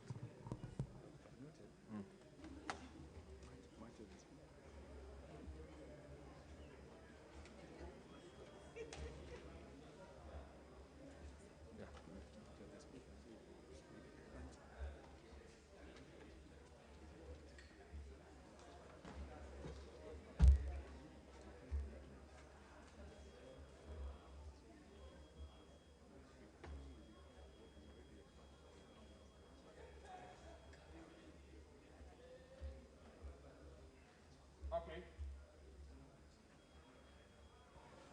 We can now proceed. Cross 3. I propose the question which is at clause 3 be part of the bill. And I put the question which is at clause 3 be part of the bill. Will as many as of that opinion say aye? Many as of a contrary opinion say nay? The ayes have it. But on that particular one, didn't we have we had an amendment from the committee on that particular one. So can we kindly go back to that one before we proceed? Sorry, I'm sorry, Chair. Just a minute. Excuse me. Millie.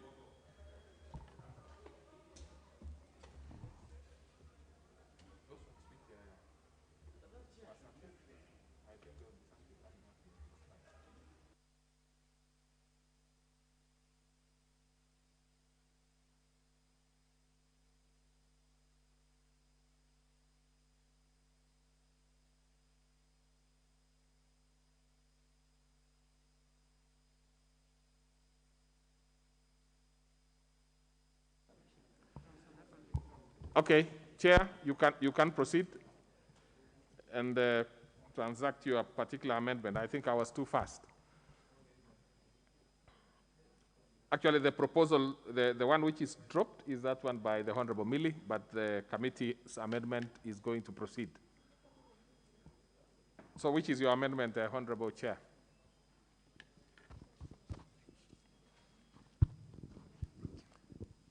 You have the mic? Let me confirm if you have the mic. Give the chair the mic.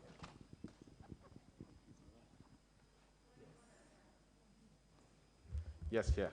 Thank Now you. proceed. Thank you, Chair. Yes, on clause 3, Mr. Chairman, we are proposing that clause 3 of the bill be amended by inserting the word public immediately after the word other, appearing in paragraph H.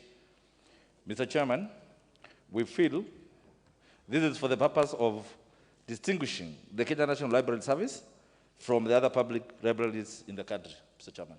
Very good. I think that is extremely clear. So then I propose a question which is that clause 3 be amended as proposed by the chair. By the committee. Well, you are the one proposing on behalf of the committee, so it's actually you moving the amendment. In fact, I should be mentioning your name personally. Yes, what's your point of order, Millie? Chair, I have an amendment in clause 3 which is not affected by the ruling. Can I confirm that? Let me just confirm that. Yes, that is actually right. So then we will proceed first with the amendment by the chair, and then we will transact yours. If it is not affected, the ones that are not affected by the communication that have been done. But even some of them which have not been specifically mentioned, I'm sure you, Millie, being a seasoned legislator, those ones which are consequential, even if they were not mentioned specifically by the Speaker, we will do it. And I can see it is one of them is in clause 5. I don't want to, so that you can prepare your mind on that. And I think there is even one in clause 2. So you just look at that. But what is your point of order? I've heard you, Millie. What's your point of order? Who is that? The chair. Thank you, Chair. I hear Honorable Millie. Honorable Chair, if we admit her amendments, then that means we'll be describing something which is not in existence, which has been ruled by the Speaker.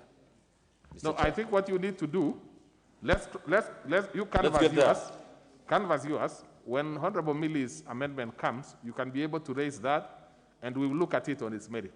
Thank so you. let's start. You have actually done yours very well, and I've actually proposed the question. So is there any member who wants to speak to this particular one? I don't see. I don't see any. Honorable Ngosia, probably.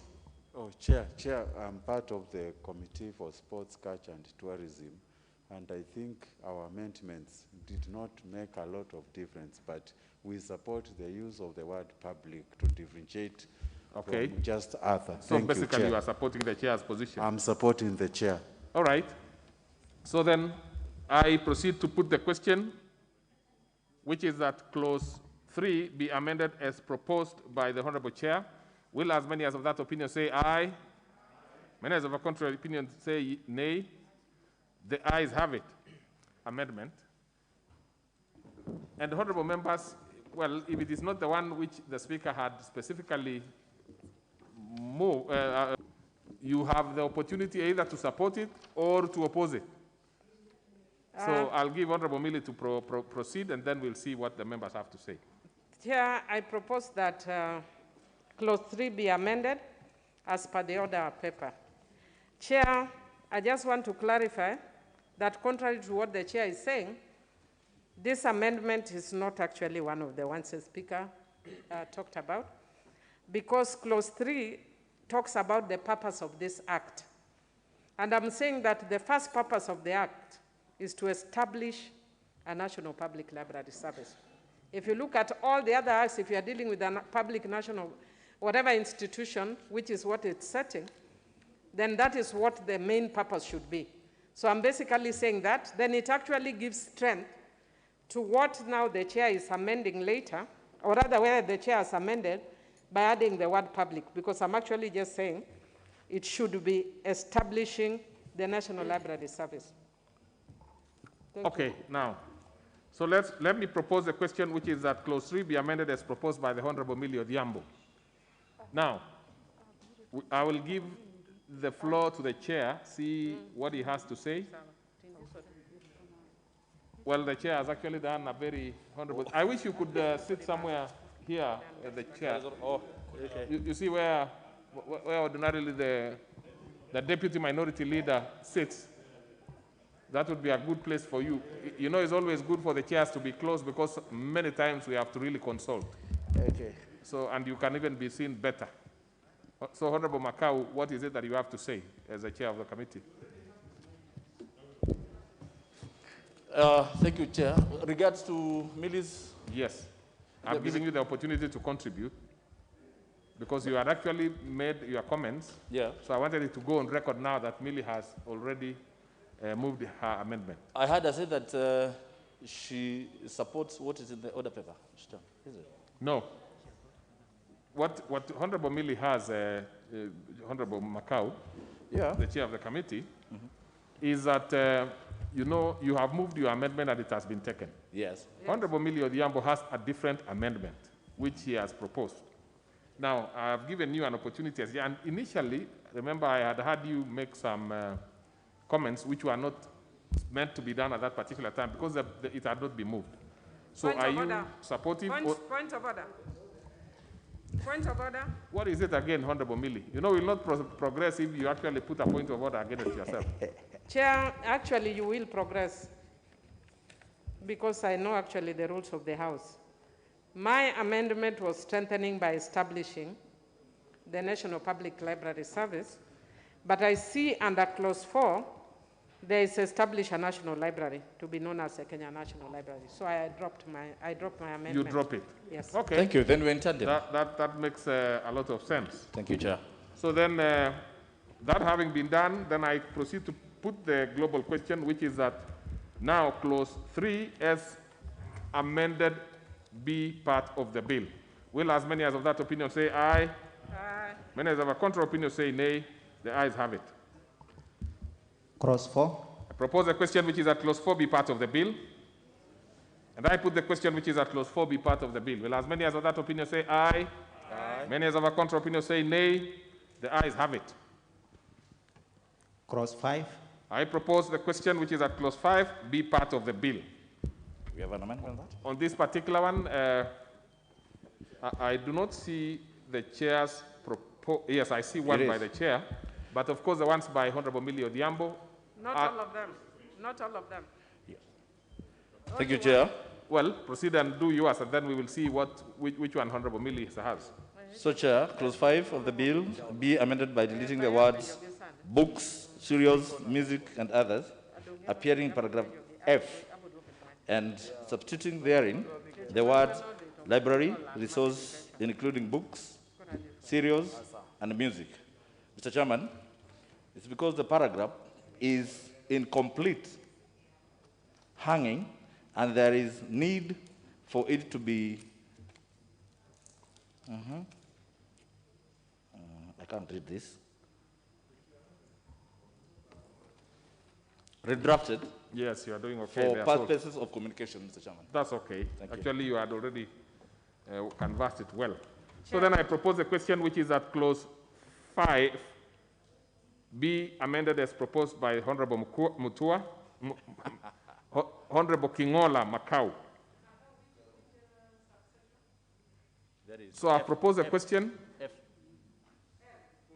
Then I put the question which is at clause 5 be amended as proposed by Honorable Macau. Will as many as of that opinion say aye? Many as of a contra opinion say nay? The ayes have it. Now then we will take Honorable Millie's. And let's be very clear, Honorable Millie, it really doesn't matter whether the speaker typed it specifically. If it is consequential, it will be dropped. So what you need to do yourself is to convince the House that it is not consequential to the ones which were dropped. Because the opinion that I have here is that it's actually consequential. But just convince us. Yeah. Chair, I think I'm very up to the task. If you look at my amendments, it's A and B. A is consequential because A is talking about monitoring the work of the Kenya International Resource Identification Numbers Agency, which we have dropped, so it's consequential. But B, Mr. Speaker, seeks to improve L. L says establish a center for books to promote reading, writing, and publishing in local languages, traditional knowledge and culture, information and advice, advocacy, book development, and easy access to books. Mr. Speaker, you are dealing with F. F or L? L. L. Lala. L for Lala. Okay. Mr. Speaker, what I'm saying is that sentence is very convoluted. You don't know whether we are beating drums or we are writing books or what we are doing. I'm not too sure.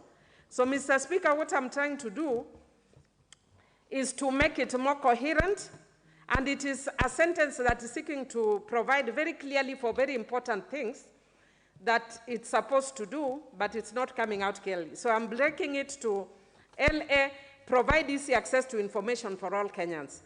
LB, promote a reading, writing, and publishing culture amongst Kenyans. LC, establish a public national center for books, magazines, newspapers, videos, and other information materials. LD, preserve traditional culture and knowledge by promoting reading, writing, and publishing in local languages, Mr. Speaker. That is not consequential. So I propose that that part of the amendment be passed, Mr. Speaker. Actually, that is absolutely right. It's not consequential. What was consequential is F. Yes. And I'm sure you did not move that. No, but on this one, on L, I will give an opportunity. So let's propose a question which is at clause 5 be amended as proposed by Honorable Millie Odhiambo. Now, Honorable Majority Leader, now the issue here is not so much about, it's not consequential. No. So it's whether it's going to be taken or not. Yes, thank you, Honorable Chair. Honorable Chair, I see where Honorable Millie Odhiambo is coming from, trying to expand L, but No, Honorable Millie Odhiambo, please allow the to members expand also to L contribute. by paraphrasing what's in L, but in the process ends up repeating what's already provided for in E. I mean, I've looked through this amendment, and it's basically not adding anything that is not already covered within E, within D, within establishing in F, in I, in J. Basically, we are repeating the same thing. And I would urge that rather than make the law more convoluted by adding things that are already in, right, and repeating, we just have a flow of what was already provided within the L, which is generic, and it's so clear-cut what we are talking of. When we say provide easy access to information to all Kenyans. Is that one a member, the one who just came in? Order. Let's confirm if that one is a member. Who is a member? Who is a member facing the other side? No, that is definitely not Soipan. Are you sure? Well, now that he's your, oh yes,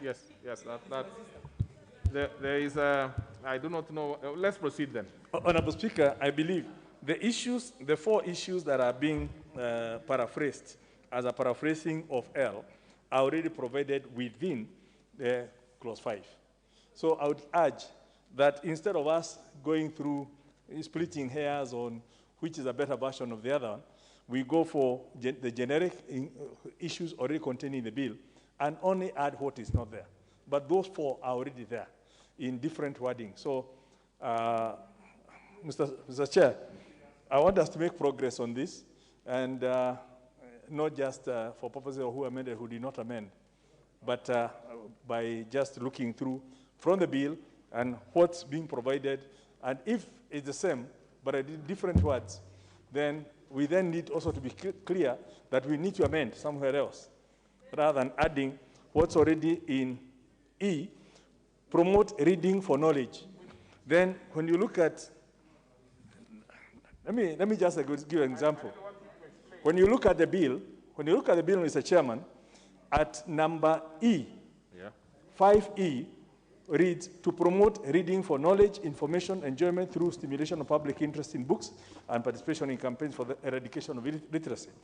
When you now come to what the Honorable Millie is saying, that to delete L and then provide for LB, to promote a reading, writing, and publishing culture among Kenyans. It's the same thing. But now we are adding it in L, it's already in E, we are duplicating the same thing. And you could do the same for all these things. So I would urge, there's no value we are adding through this extra amendment. They are already provided for, right? Okay, I'll give the Honorable Dual.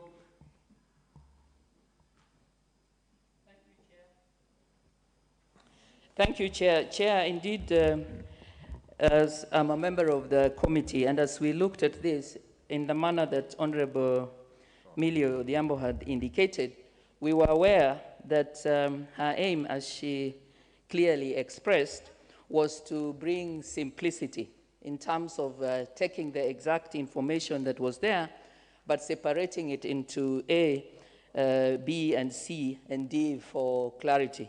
Chair, I just wanted to say that from the perspective of the committee, and this is a bit ironic because we felt that a lot of legal jargon and expression, which is what we really have here, tends to be presented in paragraph form. And therefore, Chair, in as much as we did agree that Honorable Millie was not really adding or changing anything, but was seeking to simplify, from our standpoint, we actually felt that the manner in which it was as a paragraph, it was quite clear, and it was really reading in terms of the way that it was. So I just wanted to indicate that from our perspective, we didn't think it was adding anything. We just felt that as jargon, the manner in which it was as paragraph was actually much more suitable than this breakup. You are supporting the Honorable Milli's proposal? Or I'm not. You are opposing? I'm saying I agree with her, but I'm saying that I don't support the amendment. Okay. Thank you.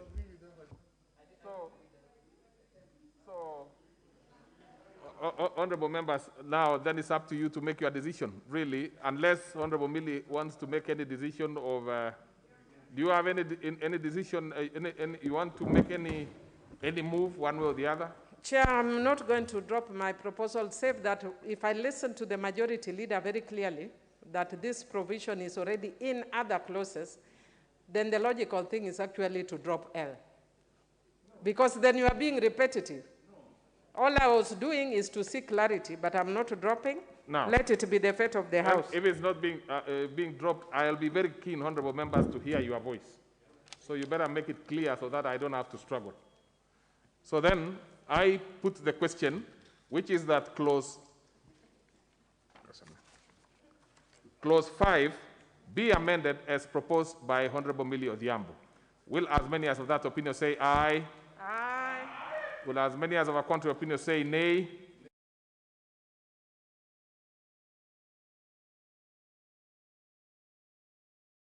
Clause 6. I propose a question which is at clause 6 be part of the bill. And I see the chair has an amendment. Thank you, Chair. Chair, we propose that the bill be amended in clause 6 by deleting subclause 1 and substituting, therefore, the following new subclauses. 6.1. The management of the Kenya National Library Service shall vest in the board, which shall consist of a chairperson appointed by the President. Just a minute, the Honorable Macau. Just a minute. I think out of issues we have not been able to fully deal with the previous one, because I want to put the global question. Yeah, then prepare yourself. Just in a minute, I'm going to do. So I put the question. As some get it. Which is clause 5, as amended, be now part of the bill. Will as many as of that opinion say aye? Aye. Many as of a contrary opinion say nay? The ayes have it. Proceed now, Honorable Macau. Thank you. Yeah. So, B, the Principal Secretary responsible for matters relating to libraries or a representative designated in writing. C, the Principal Secretary responsible for matters relating to financial or a representative of designated in writing.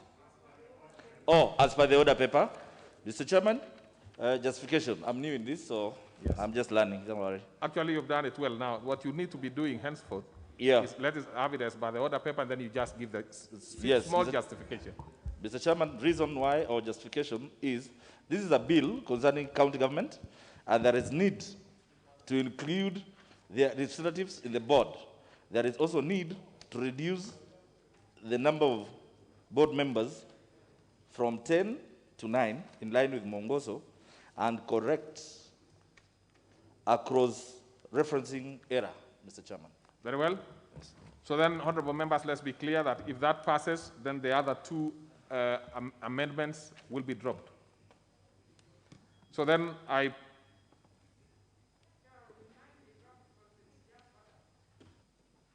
let me propose a question, which is that clause 6 be amended as proposed by Honorable Macau. Honorable Millie, you want to say something to it?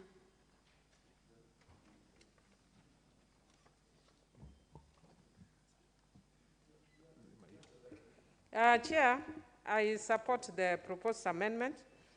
I was just actually noting that mine is not affected. It's still coming, but I do support the proposed amendments by the chair. And Bill is something that you need to tell us. You see? Yeah, Chair, one of them actually is similar to mine. There is one which is going to remain. Yes, there's one which will remain, but there's one which is similar to mine. Correct. So I support. Okay. Thank you. So we have agreed, honorable members, that if Honorable Macau Kingola's amendment is taken, one of the Honorable Milli's amendment will drop, but another one will survive the onslaught. So then, let me propose a question. So I don't see any interest from members. So I put the question, which is that clause 6 be amended as proposed by Honorable Kingola. Will as many as of that opinion say aye? Aye. Many as of a contrary opinion say nay? The ayes have it. So then we have the Honorable Millie Odhiambo dealing with subclause 3. Subclause 2 has been now dropped. And I believe that is okay with you, Honorable Millie. Proceed then. Give her the mic. Thank you, Chair. I propose that clause 6, subclause 3 be amended as per the order paper. Chair, all I'm seeking to do is to ensure that the Cabinet Secretary, in making appointments, we have provided for gender parity, inclusion of persons with disability, marginalized persons, and the youth, but we have left out regional representation. So I'm only adding regional representation. Thank you. Okay. That's very clear. So then I propose a question, which is that the clause 6 be amended as proposed by the Honorable Millie Odhiambo. I put the question, which is that clause 6 be amended as proposed by Honorable Millie Odhiambo. Will as many as of that opinion say aye? Aye. Many as of a contrary opinion say nay? The ayes have it. Now, Honorable Musimba? Absent, so dropped. So then I put the question, which is that clause 6 as amended be part of the bill. Will as many as of that opinion say aye? Aye. Many as of a contrary opinion say nay? The ayes have it. Clause 7. I propose the question, which is that clause 7 be part of the bill. I put the question, which is that clause 7 be part of the bill. Will as many as of that opinion say aye? Aye. Many as of a contrary opinion say nay? The ayes have it. Clause 8. I propose the question, which is that clause 8 be part of the bill. The Honorable Chair, Honorable Kingola, you have something on this one. Yes, Mr. Chair, as per the order paper, reason being, this is to include the words of the board, which are missing. Further, there is need to delete paragraph G, as it has been provided for under paragraph D. Thank you, Chair. Very well. So then, I propose a question, which is that clause 8 be amended as proposed by the Honorable Kingola. Yes, so let's have Honorable Sanko.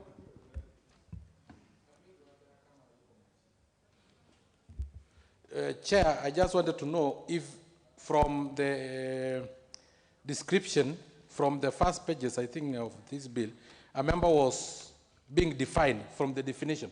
If the member was being defined as a member of the board, then we don't need to do it because it will be repetition, even definition, because in definition normally we give definition of all names that have been used. Okay. So then, definition. What is it that you want? I was not very clear. You wanted the definition? What? No, I'm saying yes. If the word member was defined to mean the member of the board, then we don't have to repeat here that it is a member of the board because we are just doing a repetition. I think it's okay. We can either proceed, pass it. I mean, it doesn't. So let me just put the question on that one. So then I put the question, which is that clause 8 be amended as proposed by Honorable Kingola. Will as many as of that opinion say aye? Aye. Many as of a contrary opinion say nay? The ayes have it. And I put the question, which is that clause 8 as amended be part of the bill. Will as many as of that opinion say aye? Aye. Many as of a contrary opinion say nay? The ayes have it. Clause 9, clause 10, clause 11, clause 12, clause 13, clause 15, clause 16. I propose a question, which is that clauses 9 through to 16 be part of the bill. And I put the question, which is that clauses 9 through to 15 be part of the bill. Will as many as of that opinion say aye? Aye. Many as of a contrary opinion say nay? The ayes have it. Clause 17. I propose a question, which is that clause 17 be part of the bill. Honorable Kingola. Chairman, I move that clause 17 be amended as per the order paper, reason being This is to ensure that the board also considers the youth, persons with disability, and minorities and marginalized groups when employing staff, in addition to gender parity and diversity of the people. Very well. So then I propose a question which is at clause 17 be amended as proposed by the Honorable Macau. I put the question which is at clause 17 be amended as proposed by the Honorable Macau. Will as many as of that opinion say aye? Aye. Many as of a contrary opinion say nay. The ayes have it. And I put the question which is at clause 17 as amended be part of the bill. Will as many as of that opinion say aye? Aye. Many as of a contrary opinion say nay. The ayes have it. Clause 18. I propose the question which is at clause 18 be part of the bill. And I put the question which is at clause 18 be part of the bill. Will as many as of that opinion say aye? Aye. Many as of a contrary opinion say nay. The ayes have it. Clause 19. I propose the question which is at clause 19 be part of the bill. The Honorable Macau, sorry. Chairman, I move that clause 19 be amended as per the order paper. Reason being, this covers all instances where a person is acting on the instructions of the service and is the standard way of drafting the clause. Perfect. So then I propose a question which is at clause 19 be amended as proposed by the Honorable Kingola. Honorable Nyamai, you want to say something on this?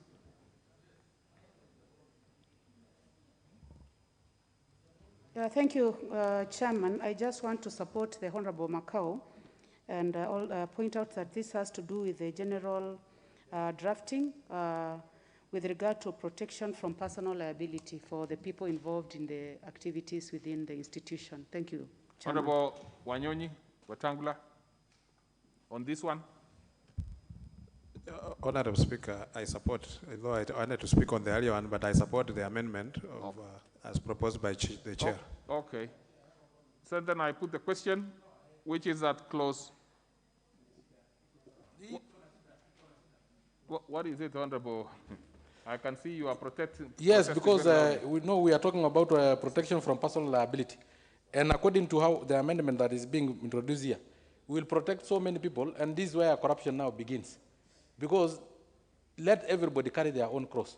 I think in the earlier one, people are not protected from carrying liability. If you are instructed to do something that is wrong, you should also say, no, I cannot do that one. Okay. So basically you are opposing. No. Explain. Okay, let's have the Honorable, because of course we normally don't give Honorable Speaker, I want to support this amendment. I think Honorable Sangok has not gotten it clearly, because this is in execution when you are doing the duty on behalf of the National Library. It's not on your personal. So you cannot be held personally responsible when you are executing on your duty.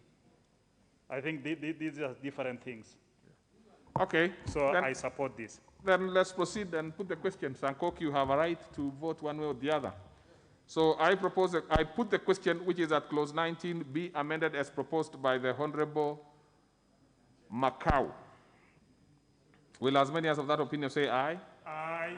Many as of a contrary opinion say nay? Nay. The ayes have it. Then I put the question which is at clause 19 be as amended be part of the bill. Will as many as of that opinion say aye? When as of a contrary opinion say nay, the ayes have it. Clause 20. I propose a question which is at clause 20 be part of the bill. And I put the question which is at clause 20 be part of the bill. Will as many as of that opinion say aye? And as of a contrary opinion say nay, the ayes have it. Clause 21. I propose a question which is at clause 21 be part of the bill. Honorable Chair. Chair, I move that clause 21 be amended as per the order paper.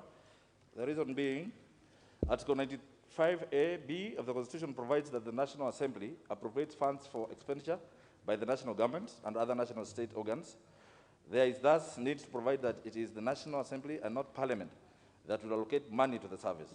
Further, there is need to delete paragraph F as it has been provided for under paragraph D. Very well. So then I propose a question which is at clause 21 be amended as proposed by the Honorable Macau. And I put the question which is at clause 21 be amended as proposed by Honorable Macau. Will as many as of that opinion say aye? Aye. Many as of a contrary opinion say nay? The ayes have it. And I put the question which is at clause 21 as amended bit of the bill. Will as many as of that opinion say aye? Aye. Many as of a contrary opinion say nay? The ayes have it. Clause 22. I propose the question which is at clause 22 be part of the bill. The Honorable Macau. I move that clause 22 be amended as per the order paper. Reason being, this covers all instances whereby the service will need to invest extra funds and is the standard way of drafting the clause, Mr. Chairman. Okay. So then I propose a question which is at clause 22 be amended as proposed by the Honorable Macau. And I put the question which is at clause 22 be amended as proposed by the Honorable Macau. Will as many as of that opinion say aye? Aye. Many as of a contrary opinion say nay? The ayes have it. And I put the question which is at clause 22 as amended be part of the bill. Will as many as of that opinion say aye? Aye. Many as of a contrary opinion say nay? The ayes have it. Clause 23. I propose the question which is at clause 23 be part of the bill. The Honorable Macau. I move that clause 23 be amended as per the order paper. Justification, this is to allow adequate time for the Cabinet Secretary to factor in the financial requirements of the service into the national budget. Very well. Then I propose a question which is at clause 23 be amended as proposed by the Honorable Macau. I put the question which is at clause 23 be amended as proposed by the Honorable Macau. Will as many as of that opinion say aye? Aye. Many as of a contrary opinion say nay? The ayes have it. And I put the question which is at clause 23 as amended be part of the bill. Will as many as of that opinion say aye? Aye. Many as of a contrary opinion say nay? The ayes have it. Clause 24. I propose a question which is at clause 24 be part of the bill. And I put the question which is at clause 24 be part of the bill. Will as many as of that opinion say aye? Aye. Many as of a contrary opinion say nay?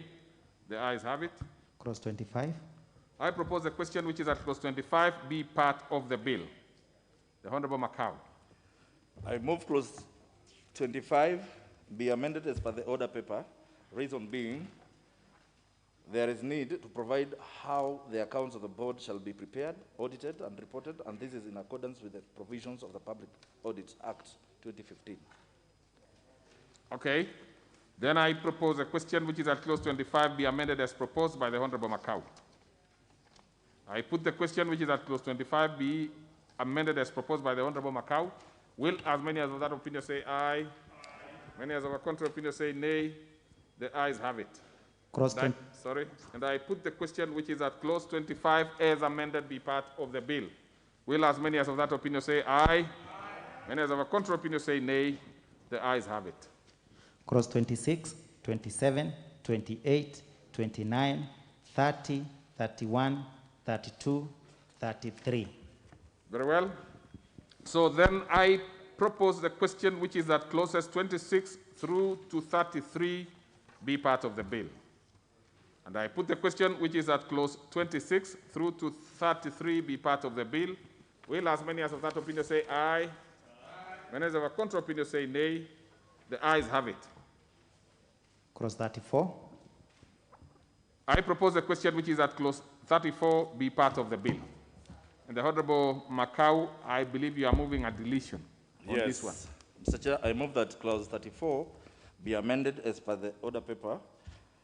Reason being, the provision is unconstitutional as it purports to limit the right of a person to commence legal proceedings against the service.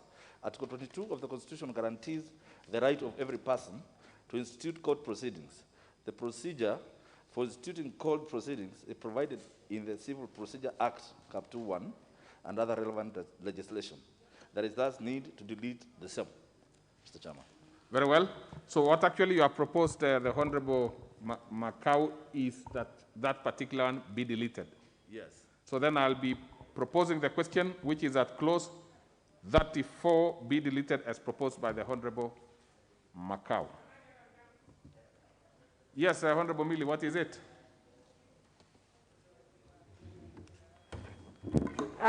Chair, actually what this clause 34 is doing is just restating the Government Proceedings Act.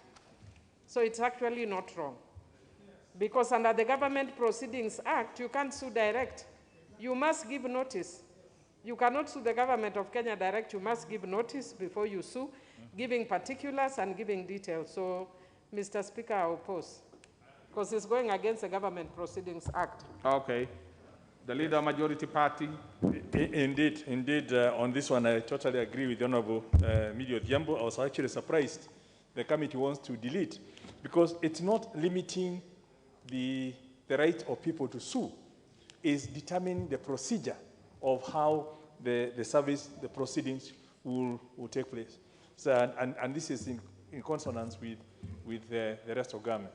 So I would urge that now that the committee has moved, so it's not retrievable unless they can retrieve, but I would urge that this is perhaps, your reasoning may be right, but for the wrong reasons. That the reform is actually defining how proceedings against the national service will take place. It's not stopping anyone from doing it. It's actually providing that an action shall not be commenced unless the complainant has served the DG with a written notice. It is not saying nobody can serve, but it's saying you must serve the Director General within a certain period.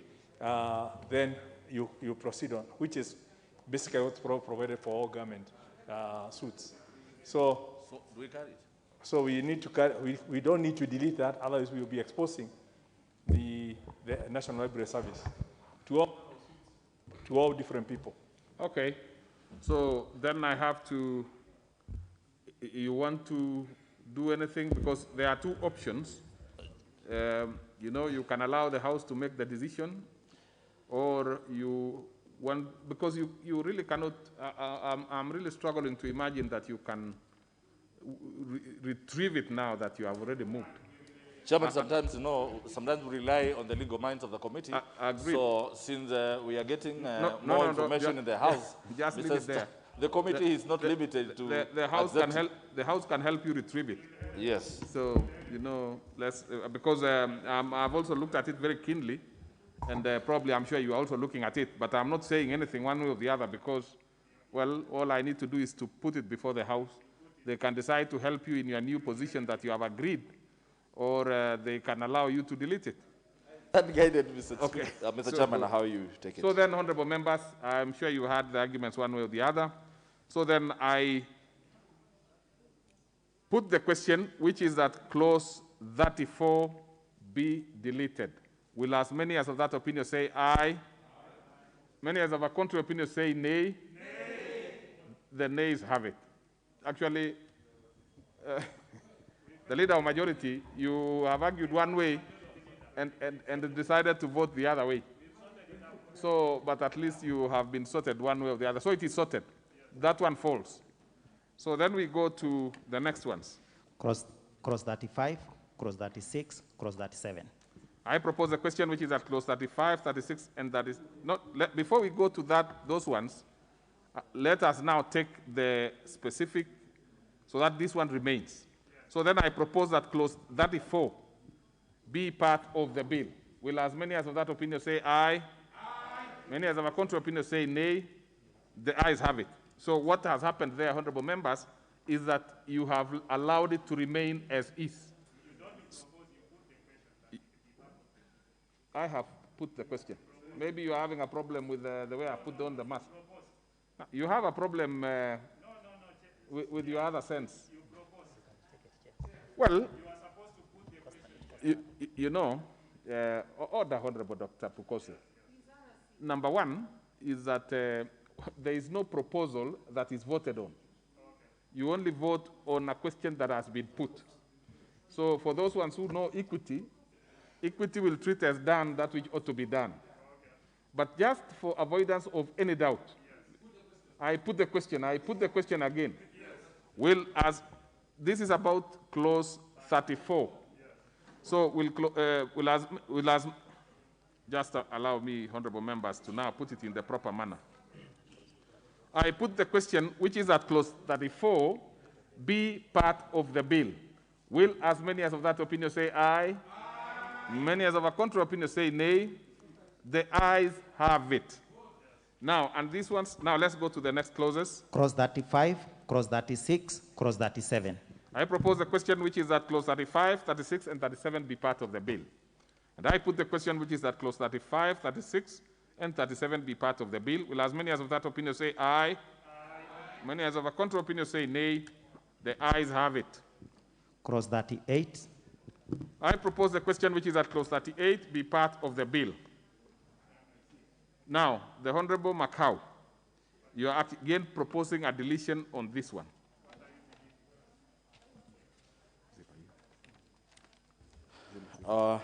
Thank you, Chairman. I move that clause 38 be amended as per the order paper.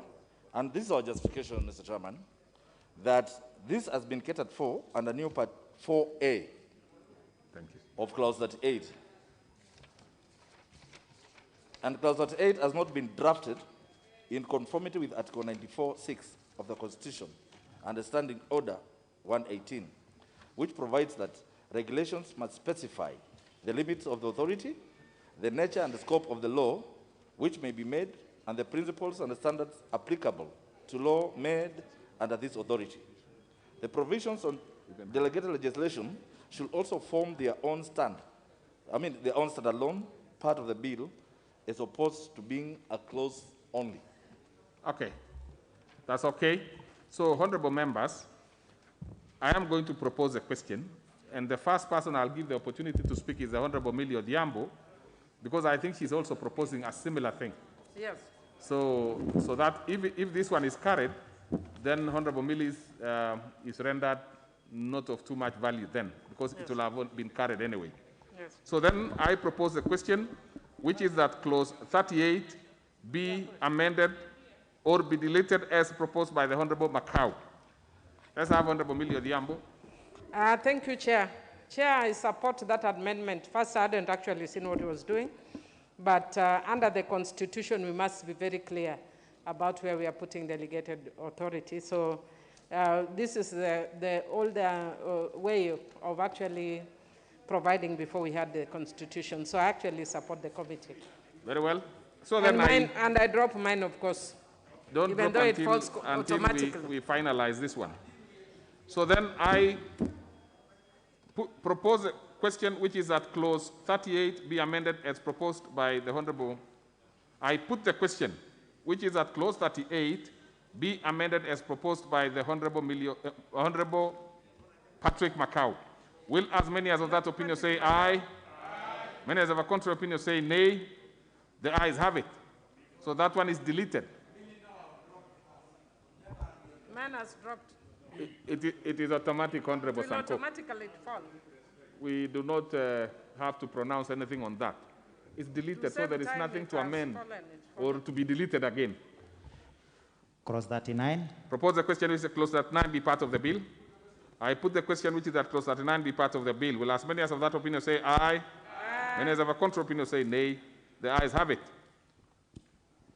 Clause 39. Sorry, clause 40. I propose a question which is that clause 40 be part of the bill. Now, on this particular one, we have the chair. So you proceed, the Honorable Patrick Kingola Macau. On clause 5, I agree. Yes, Chair, I move that clause 40 be amended as per the order paper, justification being subclause 3 has already been transited all employees to the service. However, subclause 5 purports that the employees should sign new contracts, although subclause 6 provides that the terms of the contract should not be disadvantageous to the employees. The employer still has a stronger bargaining position. And again, subclause 7 further provides that anyone who does not enter into the contract shall be deemed to have resigned without right to severance pay, which does not favor the employee. Lastly, the terms of employment and termination is extensively enumerated under the Employment Act 2007. There is thus no need to address the same under this Act, Mr. Chairman. Okay. So then I propose a question which is at clause 40, be amended as proposed by the Honorable Macau. Now, before we proceed, you know, Honorable Millie Odhiambo, you had, this is what was subject to the communication. So yours is dropped. We are not going to consider it at all. So then if I want to see if there is a member or two. Honorable Iringo, your mic has been requesting to have you speak for some time. You want to speak on this one? I support the chair. Very good. Now, well, then I proceed to put the question. The Honorable Dr. Nyekal. Order, Honorable Member. Chair, Order. as a supporter, probably it would be better to have 3 and add that in the same, under the same conditions of employment. Because the number 3 just says, upon commencement of the act, be decreed to be an employee of the National Library Services. It would have been better if you say under the same terms of employment. If the honorable member would like to add that, it would make it neater. I don't think that can happen now. Not happen because it has to be, you know, it has to go through the process. Yes. So since we do not have an amendment before the House, we probably will have nothing to, well, yours would be a suggestion for a future endeavor. So, the Honorable Bukose? Thank you, Chair, for allowing me to contribute. I think the amendments which has been made by the Chair are actually good amendments because under the Employment and Labor Relations Act, when you are transiting from one organization to the other, it's always provided. So I think those are good amendments. I support. Okay. Okay, take us to the reserve, Honorable Nominee 001. Yes, Chair, and this is what brought down our counties. Such blanket kind of transition, we overprotect sometimes employees. The wage bill is quite huge in county government because of such clauses. So I think you are saying it is for future, but such clauses, as the first bill before you deleted these ones, deleting of clause 5, 6, and 7 was better off. It was protecting the institution. This one is protecting workers more than an institution, and they may actually have a bigger burden. I do not know whether you have read it correctly, but in any case, the Honorable Sanko, you know, it pays to be keen and look at some of these things prior, because then you will be able to help the House to make the necessary amendments, just like what the Honorable Millie Odhiambo has done and maybe Honorable Musimba. So it is much better for us to have acted rather than to come and lament last minute, because at this point in time, it is whether we are going to take it or it is going to fall. So there is no amendment, even the one which you are recommending before the House. So you have also said it is also for another future undertaking. So then I put the question, which is that clause 40 be amended as proposed by the Honorable Macau. Will as many as of that opinion say aye? Aye. Many as of a contrary opinion say nay? Nay. The ayes have it.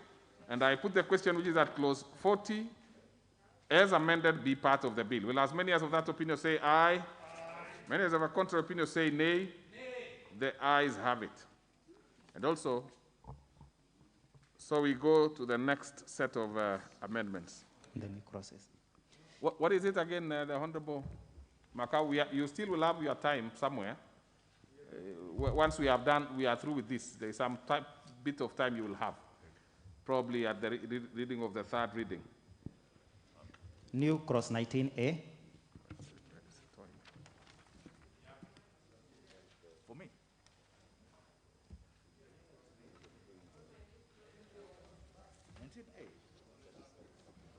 Oh, yeah. Yeah. Yeah, it is. That is. So, I'm there. Page 3. Okay. Now, the Honorable Macau, you need to move second reading of the new clause 19A. 19A.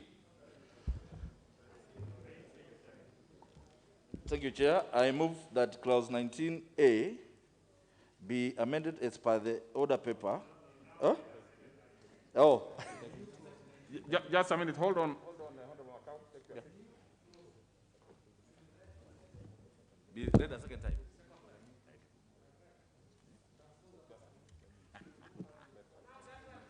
Just a minute, Honorable Macau. Yeah. Just a minute. On new clause.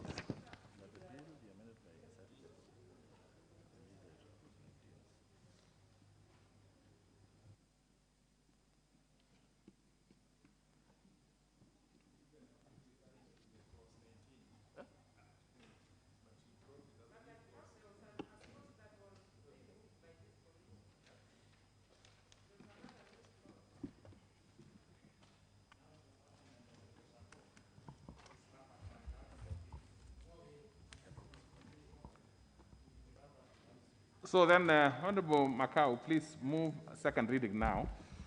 Mr. Chairman, I propose that the new clause 19A be now read a second time. Very well. You've done it very well. So I propose a question which is at clause, new clause. Yeah. Oh yeah. Well, I thought I should propose and then allow him to. You can do it still. It doesn't offend anything. You can actually explain it now. Okay. Rather than wait for, Mr. for me Chairman, to propose. So that when I propose, the members can have their say. My justification, Mr. Chairman, is this new clause is important as it provides for compensation in case a person suffers injury caused by the service, Mr. Chairman. Very well. So then I propose a question which is that new clause 19A be now read a second time. I see only Honorable Pokose interested in speaking to this. But it's fairly straightforward, really. It is a straightforward, Chair. You know, in the previous 19, Honorable Sangok had raised that somebody should be held responsible. So, and also for compensation if you are injured while you are performing your duties. So I think this is a very straightforward amendment, and I support. Honorable Kubai, Iringo. Yeah, Chair, I also stand to support the new clause 19A, Chair, because it gives at least, it gives whoever uses the libraries should be taken care of legally in case of any incidentals. I support. Very well. So then I put the question, which is that the new clause 19A be now read a second time. Will as many as of that opinion say aye? Aye. Many as of a contrary opinion say nay? The ayes have it.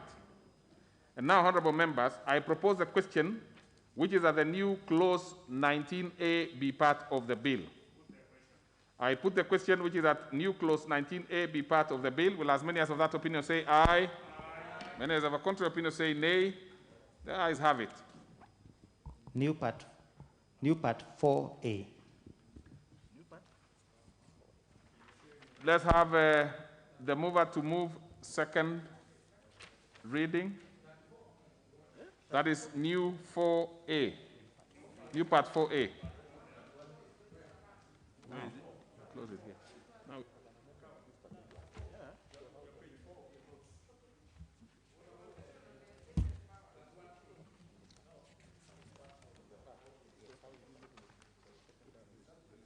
Is that 1A or what? Is that 1A? Yeah? 1A is part of. Yes, yes. Okay. Thank you, Chair. Just in the very able manner that you did the first one, just move it in the same manner, but this is now for part 4, new part 4A. Yes, thank you. Yeah. Mr. Chairman, I propose that the new part 4A, clause 31A, be now read a second time. Okay, that is perfect. So then I propose a question which is that the new Let me explain. May I explain the reason? I think I'm moving a little fast. Thank you, Mr. Chairman. Mr. Chairman, the reason of this is that this is to conform with Article 94(6) of the Constitution and Standing Order number 118, which provides that regulations must specify the limits of the authority the nature and the scope of the law which may be made and the principles and standards applicable to law made under this authority. The provision on delegated legislation should also form their own standalone part in the bill as opposed to being a clause only. Very well. You finished it, so then I proceed to propose a question, which is that new part 4A be now read a second time. Leader, Majority Party.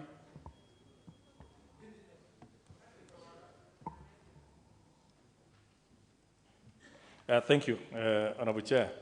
I just want to put for the record that indeed this new part 4A, which introduces a new clause 31A, replaces the clause 38, which we deleted to make it conform with the requirements of the new constitution and the new way of issuing regulation. Yes. Just to have the link with the 38 that we deleted. That clarifies even further. So, Honorable Didi Nyoro, what is your point of order? Thank you, Nico? Mr. What's your point of order? Thank you, Chair. I seek your guidance here, Chair. Because now, when you're having these new clauses, the Chair is moving for a second reading. Yes. And if he's moving for a second reading, I think he should have a seconder so that you can propose. No, not at all. Not at all. Okay. Not at all. So this is in the committee now. Yeah, I think it's good you are very keen, but not on this one. So this one we will proceed in the normal manner. Yeah, so Honorable Nyoro. Thank you very much, Chair, and I support, especially in line with Article 94 of the Constitution, the kind of laws we make here are broad, and it is necessary for the Cabinet Secretary to make more meticulous regulations to be able to effect the law that we are making. Very well. So then I put the question, which is that new part 4A be now read a second time. Will as many as of that opinion say aye? Many as of a contrary opinion say nay? The ayes have it. And I propose a question, which is that the new part 4A be part of the bill. And I put the question, which is that new part 4A be part of the bill. Will as many as of that opinion say aye? Aye. Many as of a contrary opinion say nay? The ayes have it. First schedule. Yes. Again, move. No. Mr. Chairman? Just a minute. These are not, is it moving or? These are not. So then, this is okay, because this is not being read for the second. We are not moving second reading on this one. Yep.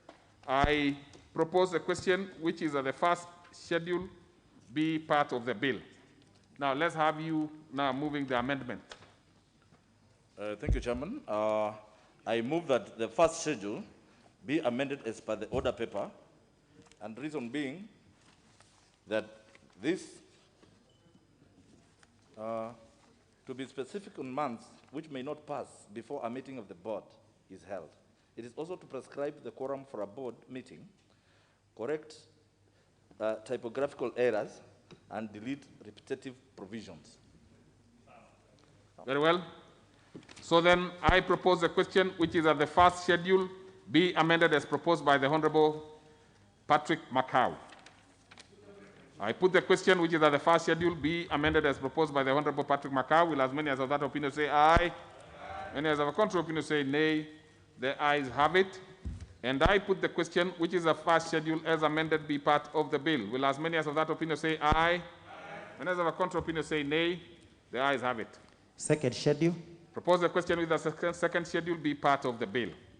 I put the question with the second schedule be part of the bill. Will as many as of that opinion say aye? Aye. Many as of a contrary opinion say nay? The ayes have it. Third schedule. I propose a question, which is that the third schedule be part of the bill. I put the question, which is that the third schedule be part of the bill. Will as many as of that opinion say aye? Aye. Many as of a contrary opinion say nay? The ayes have it. Clause 2. I propose a question, which is that clause 2 be part of the bill.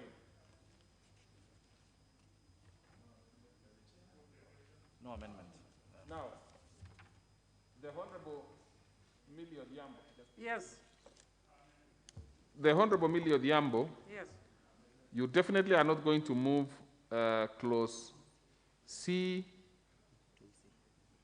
clause 2C. Now, this one I'm trying to look at it whether it is consequential. In fact, in the meantime, it should be the one. Let me just confirm whether they are consequential. Chair, there are parts of C that... C is consequential. Parts So- of C and parts of it is not. No, Because C is they've made reference to international No. standards. See, Honorable Odhiambo, you will move A and B. 2A and B. And this one is very clear in the communication of the Speaker, which you actually accepted to.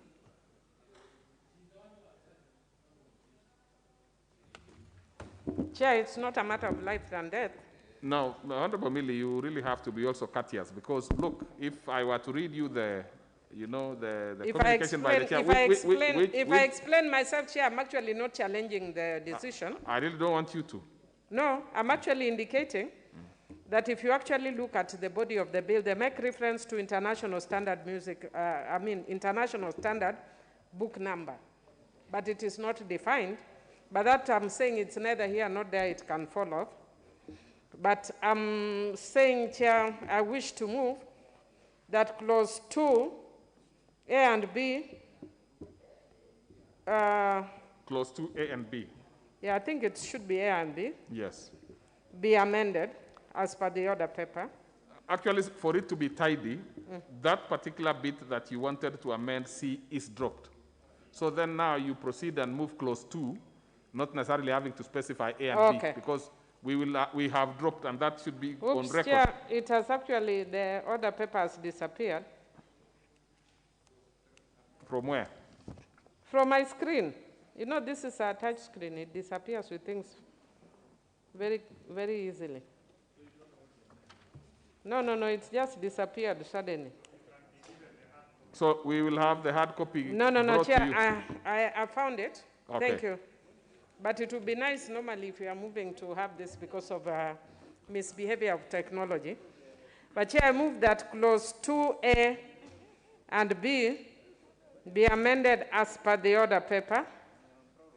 And Chair, the reason I'm saying that, but I seek your direction, Chair, because it's not just that only. There's also print, which is not covered. Where is it? Print is also defined. But where is it? But that is in C, so that is not a place we are going to go to now. That's okay, Chair. Yes. So then I move that clause 2A and B be amended as per the order paper. Chair, in A, what my amendment seeks to do is to acknowledge that book is not only in the usual form that we know it, which is physical, but we also now have books in digital, audio, and also print form. So what I'm adding is to add the digital, audio, and print. Secondly, for that subsection 2, I'm also defining member to mean a member in relation to the board, immediately after the word member means. And the reason is, within the body of the bill, we also refer to a member of the library. So when you define member without saying which member you are referring to, then you would be importing an ordinary member of the library to be a member of the board. Okay. And then for part B, I'm deleting the definition of the term National Library Service and substituting with the definition, which means it's a repository and access point for print, audio, audiovisual, braille, and digital materials, and documents in braille that serves as a permanent, or rather preeminent repository of information for the country, and as the official depository for printed works, a general public access library and information and bibliographic center. Chair, as currently written, it seems to imply that the library, all the things in the library must be in braille form, when actually what is intended is that there should also be material in braille form.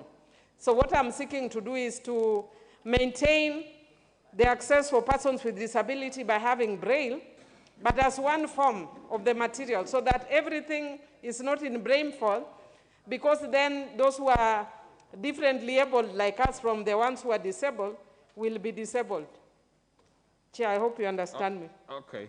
Thank you. Now, then I proceed to propose the question which is at clause 2 be amended as proposed by the Honorable Millie Odhiambo.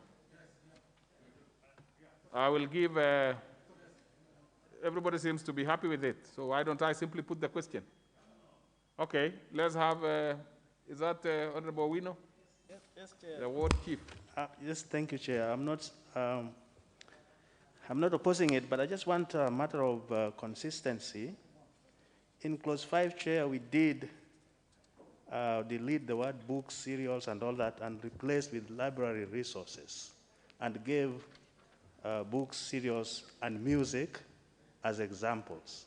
Now here, we are also introducing another term, digital audio. So if clarity can be made so that we are consistent. If we are using music, let it be music throughout. If we digital audio, so just consistency, but I think the amendment is good. We did not do that, the Honorable Owino. We actually did not do that. Maybe we will have the, let me give first, I'll give you the last, Honorable Kingola. Honorable Sankok, I know when Braille is brought into force. Yes, you know, I normally you have to say something. Oppose, but this one I really support because for a long time we have not considered person with disability. With audio, you know, person who cannot see will be able to access any book that are in audio, and also the Braille. We have been having person with disability who are visually impaired struggling, but this one is a very progressive one in line with the United Nations Convention on the Rights of Persons with Disability, the East African Community, Article 120C. We can finish this. So then, therefore, I put the question which is at clause 2 be amended as proposed by the Honorable Millie Odhiambo. Will as many as of that opinion say aye? Many as of a contrary opinion say nay. The ayes have it. And I put the question which is at clause 2 as amended be part of the bill. Will as many as of that opinion say aye? Many as of a contrary opinion say nay. The ayes have it. Long title. I propose a question which is at the long title be the title to the bill. Be the long title to the bill. I put the question which is at the long title be the long title to the bill. Will as many as of that opinion say aye? Many as of a contrary opinion say nay. The ayes have it. Title. Propose a question with the title be the title to the bill. I put the question with the title be the title to the bill. Will as many as of that opinion say aye? Many as of a contrary opinion say nay. The ayes have it. Clause 1. Propose a question which is at clause 1 be part of the bill. And I put the question which is at clause 1 be part of the bill. Will as many as of that opinion say aye? Many as of a contrary opinion say nay. The ayes have it. Now let's have the mover to move reporting. Honorable Chairperson, I beg to move that the committee do report to the House its consideration of the Kenyan National Library Bill, number 5 of 2020, and it's with amendments. No, there's no amendment here. There's no support here. So, I was saying if there was any secondment, of course, it should come from Iringo. Not on this particular one. So you might have to remember that. Now, then I put the question, which is that the committee do report to the House its consideration of the Kenya Library Bill, National Assembly Bill number 5 of 2020, and its approval thereof with amendments. Will as many as of that opinion say aye? Aye. Many as of a contrary opinion say nay. The ayes have it. And then, honorable members, we will be moving to the next bill, which will be, there will be only changes in terms of gender, so you have to be very careful, honorable members. But I thank you for the far we've come.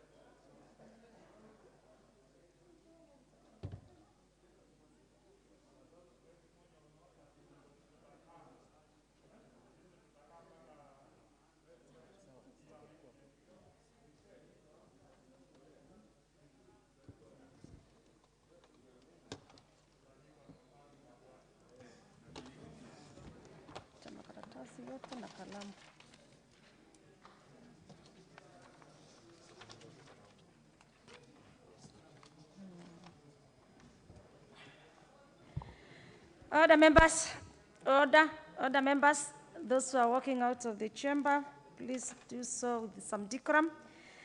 Order members, we are continuing the committee of the whole, and for this time we are in the Kenya National Blood Transfusion Bill, the National Assembly Bill number 6 of 2020. Clause 3 and 4. I propose the question which is that clause 3 be part of the bill. 3 and 4 be part of the bill. Our members, we have no amendments to the two clauses, and I have moved to put the question, which is that the clauses 3 and 4 be part of the bill. Will as many as of this opinion say aye? And as many as of contrary opinion say nay? Our members, the ayes have it. Clause 5. I propose the question, which is that clause 5 be part of the bill. We have an amendment by the chairperson. Please move the amendment. The chairperson.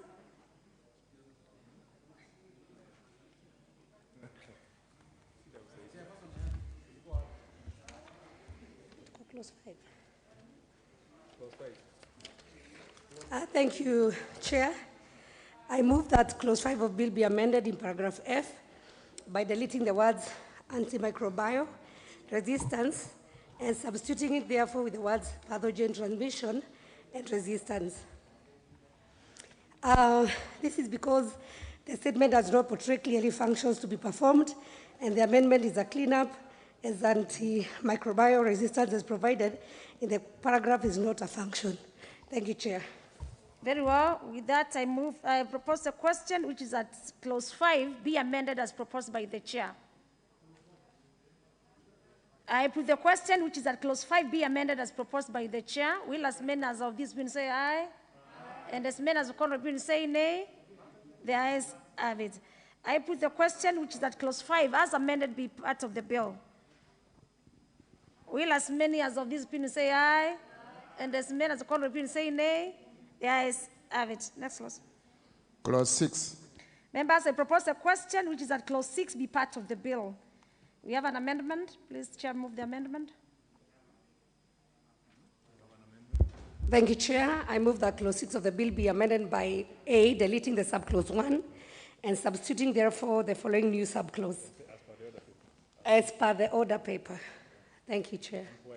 And the leader majority is making me. You are a very experienced member of parliament. So. This clause, Madam Chair, is being amended the management of the service, which shall vest in the board, which shall consist of an executive chairperson appointed in accordance with subsection 2.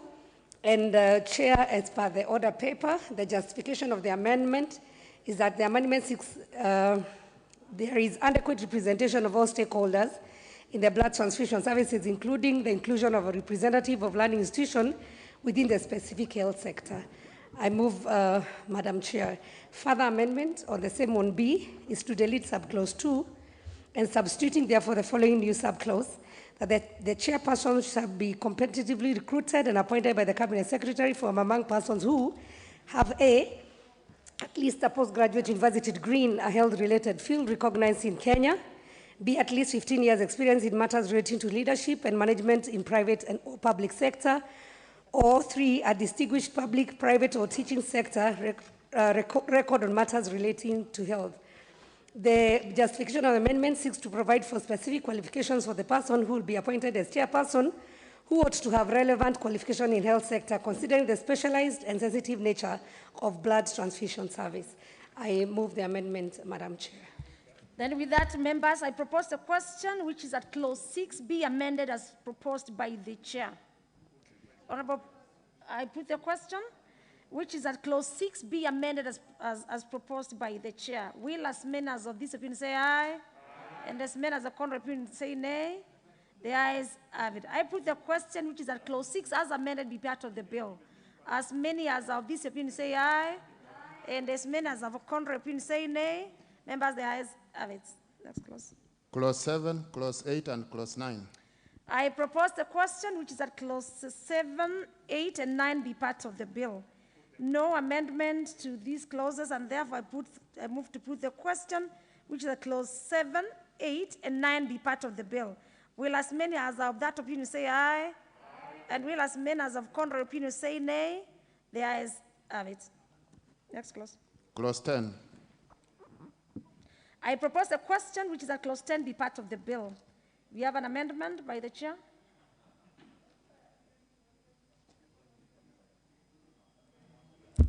Thank you, Chair. I move that clause 10(2) of the bill be amended by deleting paragraph D and substituting therefore with the following.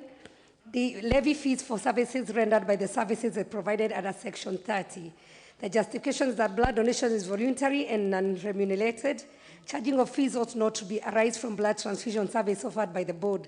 The amendment seeks to avoid ambiguity in law that may occasion the trading in blood and related services. I move, Madam Chair.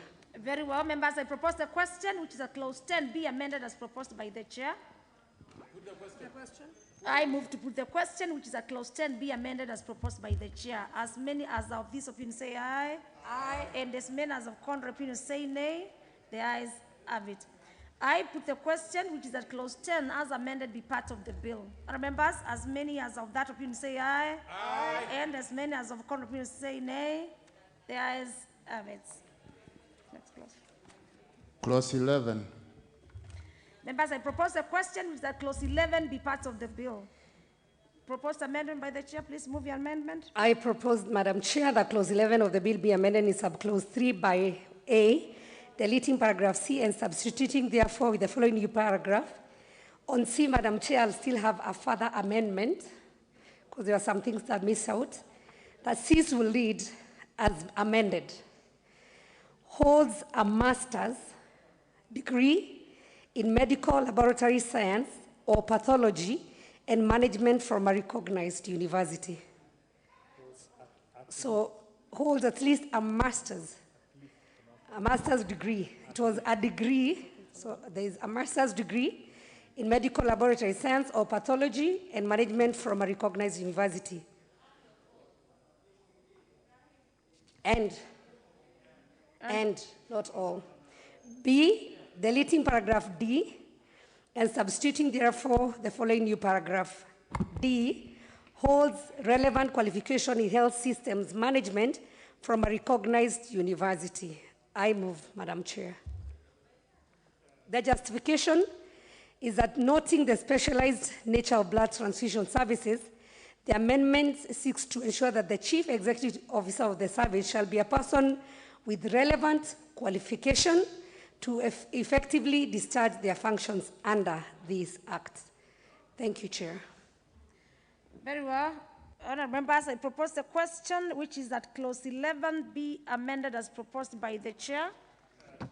And members, even as we do that, it is important for us to get our chairs, the proposed amendments, well before we present them. Yes, let me hear the Honourable Pukose.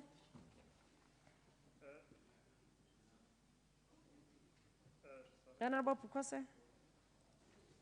Thank you, Chair. Chair, I was just listening to the chair, and I wanted her to clean up, because when you say a master's degree in medical laboratory, that is then or, it should be or, a master's degree in pathology, because it's not just one. And then you can, the other one, and a management for a management from a recognized university. I don't know now, the management, is it master's or just a management course? Then it has to be very clear, a management course from a recognized institution, because managements normally can be from an institution like, it can be an institution like, we have Kenya School of Management, we have universities offering the same. So it should be management course from a recognized institution. Very well, and that's why, thank you. Yeah. That's why I said it is important to get our write-ups well. Honorable Chair, please, can you clear that up? Yes, Madam Chair, I agree with the Honorable Pukose's amendment, which is just a cleanup. But the spirit is just to have at least a minimum master's degree in medical laboratory science, yes, or a master's degree in pathology and management course from a recognized institution. Very well. Then now with that, we debate, let me have the member for Kiaru. The member for Kiaru. Thank you very much, Madam Chair. And I rise to oppose because I think as we make the law, it is good for us to mind the semantics, Madam Speaker, because you may have a university offering a course in this name, the other one offering exactly the same course in a different name, but the units are different. And the import of that, Madam Speaker, is that we make laws that are a bit flexible, saying in such this kind of a sector or in this kind of a discipline, other than being direct and meticulous in terms of the wording. Very well. Let me hear the Leader of Majority. Yes, Honorable Chair, I believe the amendment and the further amendments on the floor and the explanation are very clear. And for the avoidance of doubt, my understanding of it is that holds at least a master's degree in either medical laboratory science, pathology, or management from a recognized university. But at least a master's degree, right, in medical laboratory or pathology or management from a recognized university, because and management. Is this No, I think we are confusing. It's let the Leader of Majority just finish. no, I think so that we don't confuse things. Yes. Because when you come to D,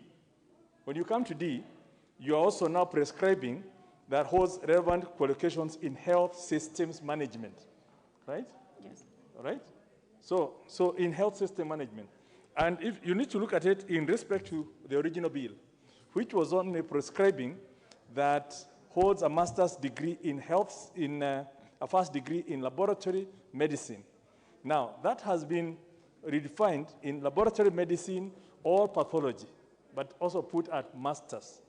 Now, in D, which is next, it's been talking of a master's degree in health systems management, right, from a recognized university. So we need to be very clear, because you might prescribe something that this person must have a master's in pathology and a master's in management, right? That's what you're basically saying. No, when you now read that must have at least a master's in laboratory medicine or pathology and management, you're basically saying must have in laboratory medicine and management simultaneously. You are going to lock out so many people because you are actually prescribing a law almost for a specific person, right? And it has to be that you are talking of 3 disciplines, either in medical laboratory or pathology or management, but not medical and management. Together, person, you can only be, it's a unique situation, and we should never prescribe a law for a unique situation. It should be to give as many people as possible the opportunity. So either we drop management from C and keep management within D, the health systems management. But you cannot have a pathologist who also has a master's in management. It's a very rare thing, and you cannot prescribe that thing in the law. Very well.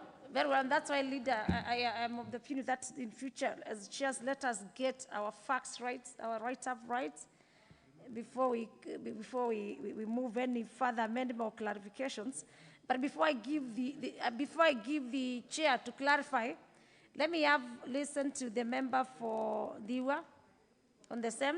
And the chair should be ready. I saw you consulted to clarify how many disciplines do we need to have and at what level, so that you can you clarify your proposed amendment for members to make a decision. Yes, the Honorable Diwa. Thank you, Madam Chair. I think Majority Leader is okay, but what we want to be understood here is that the primary base for requirement for this person is master's either in laboratory medicine or pathology.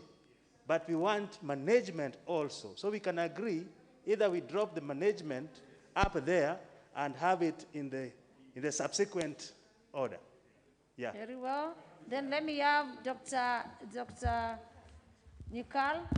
Yeah, Chair, as Honorable Wino has said, the danger with or is if you put or, then you will have somebody who has management only and there's no pathology or medical laboratory, which then would be totally off.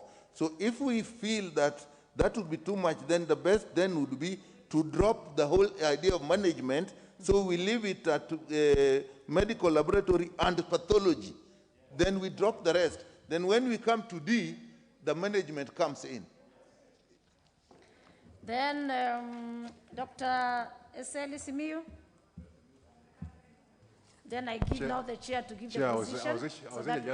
I was going to agree with what Majority Leader said and what Dr. Nyikala said. Yes. That the management bit we've got there in the earlier clause C is dangerous, it should be dropped.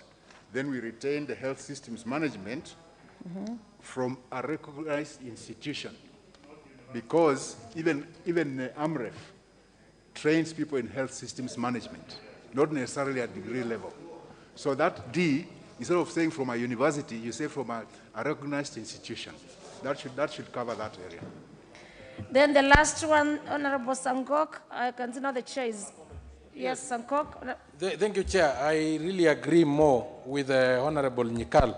Let us drop this issue of management. But I wanted to introduce that if it is holds a master's degree in medical laboratory, or a master's degree in pathology, or a master's degree in hematology, because I think.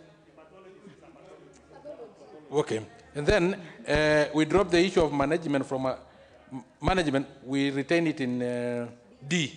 I think that one we are in agreement. I can see now the members have advised. Honorable Chairperson, please can you now clarify your amendment so that members can take a position? Thank you, Chair. I, after consultation and hearing the members, will read C holds a master's degree in medical laboratory science or pathology from a recognized university. Then we hold D, holds a relevant qualification in health system management for a recognized institution. I move, Chair. So with that, members, I put the question, which is that clause 11 be amended as proposed by the chair. Well, as many as of this opinion say aye, and as many as of contrary opinion say nay, the ayes have it. And with that one, I order the clerks to clean up everything and write up. And members, I put the question, which is that clause 11 be, as amended, be part of the bill. As many as of this opinion say aye, and as many as of contrary opinion say nay, the ayes have it. Next, please. Clause 12. I propose the question, which is that clause 12 be part of the bill. Members, I have no amendment to clause 12, and I have moved to put the question, which is that clause 12 be part of the bill. As many as of this opinion say aye, and as many as of contrary opinion say nay, the ayes have it. Next, please. Clause 13. I propose the question, which is that clause 13 be part of the bill. Amendment by the chairperson. And honorable chairs, members, please let us avoid floor amendments.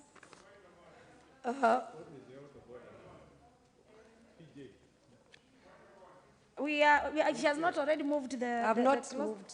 Please move it.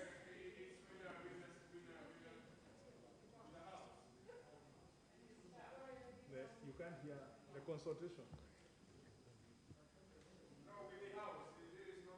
Okay, please let me hear. Let me hear what TJ has to say. Honorable Samkok, you're too loud. Yeah. And the language you're using of, if I heard well, Kachini, and you're addressing the chair of health. Okay. Actually, that is misogyny, directed at a woman of high standing as the chair. That is a very serious altercation that should not come from an honorable member. But, Madam Chair, my point of order relates to, first of all, I appreciate the good job the chair is doing. But I also noticed that the chair came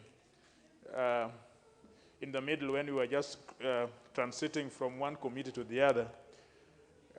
In a case in which a particular amendment has several subsets, or if the chair has had to change her mind on certain things guided by the members, we still need to follow the standing orders, Madam Chair. The standing orders would be further amendments. She would have to propose what is in the order paper, and then prefer what is the further amendment. We deal with the amendment as proposed, then deal with the further amendment, and then now resolve the amendment together. That would be neater, and we'll be following the standing orders. I'm just reminding the chair, she's a seasoned debater, but I'm sure if I remind her, she will Very, follow. very honorable Kajwang, as a member of the, but she talks of being a further amendment, of course, and also correcting the former amendment with the advice of the members, which, but important members, it is good to move everything, and as members, chairs, be ready, and that's why I said we may not be able to encourage some amendments on the floor, and especially where the procedure is not being followed. However, Honorable Kajwang, the Honorable Chair, moved it and stated that she is further amending it. We were on clause 13. Chair, you are moving your proposed amendment. Thank you, Chair, and thank you, Honorable Kajwang. I actually said moved, and then I said have a further amendment, but noted. Chair, clause 13 and 14, we have proposed a deletion. Let me do 13, it's the same. This is a deletion of the position of a medical director, which is not in tandem with the Health Act 2017, number 21 of 2017. That's it unfeasible, and so that's why we decided to amend. The main objective of the service is to avail to the Kenyan population adequate and safe blood, and not creating structure that might create unnecessary bottleneck. And since blood transfusion is a 24-hour function in patient care, and is thus managed by health professionals within the health facilities, and therefore cannot be undertaken by the proposed centrally placed office. Blood processing and storage are functions within the medical laboratory regime, and the proposed position would be unnecessary charge to the exchequer. And so we propose, and I move. Done. Okay. I propose a question, which is clause 13, be amended as proposed by the chair. I put the question that which is clause 13 be amended, that is as proposed by the... Yes, Honorable, before I put the question, Honorable Member for... Chair, I missed that meeting that proposed that, but others I would have advised against that, because the end user of all these blood products is the patient, and the intermediary there is the medical doctor. So So it is important that right from the beginning, this person be involved. Because remember, when you are talking about blood transfusion, you have to actually donate that blood first. And many things can happen. So this medical director there is purely for the medical purposes of servicing the board. So I would have advised against it if I had attended that meeting. Because in case you have a pathologist as the CEO, that would be understandable. A pathologist is also a medical doctor. He'll be able to handle everything. But if you have a laboratory, medical laboratory specialist, that is not a medical doctor. So the service will lack any input of the end users of the products. So I think there's a problem there. But anyway, we can amend it later once it's operational, because definitely a need will arise for it, whether we like it or not. I say this out of experience, because I said this in the House before when I was contributing to this bill, when I seconded it, that I was privileged to study in a place where blood transfusion is a very highly specialized area, and actually they have these medical people within the service. The director is actually one of the medical people to ensure that the end user is not disadvantaged. So I think it's something that we need to look at. I don't think it's a wise deletion. Thank you, Dr. Ari, because it's a deletion of clause 13, and the clause 13, if I may refer to the original bill, says that there shall be a medical director for the service who shall be appointed by the board through an open, transparent, and competitive recruitment process, and whose terms and conditions of employment shall be determined by the board. And this is what now the chair is proposing to delete. I don't know whether the chair is convinced by that bit, or before that, let me hear the leader majority. I think for the comfort of Dr. Eseli and others, when you come to clause 15, you'll find that the board is actually being empowered to appoint such officers as may become necessary. So deletion of a specific does not mean when that position becomes necessary, it will be up to the board to then fill the position because the need has arisen. So we are okay. Yeah. Okay, Dr. Iseli?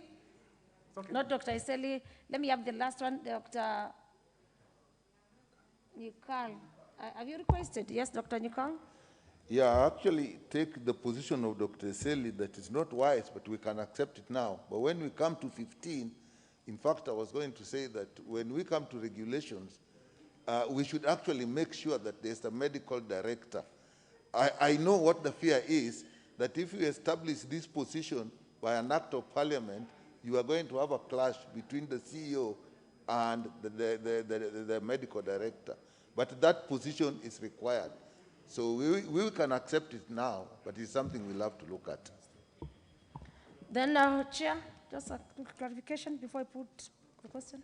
Thank you, Chair. I actually, I think Dr. Nikala has put it well, and the leader of majority and the comfort of Dr. Iseri. That's why I did a further amendment to make sure that the CEO is actually a professional.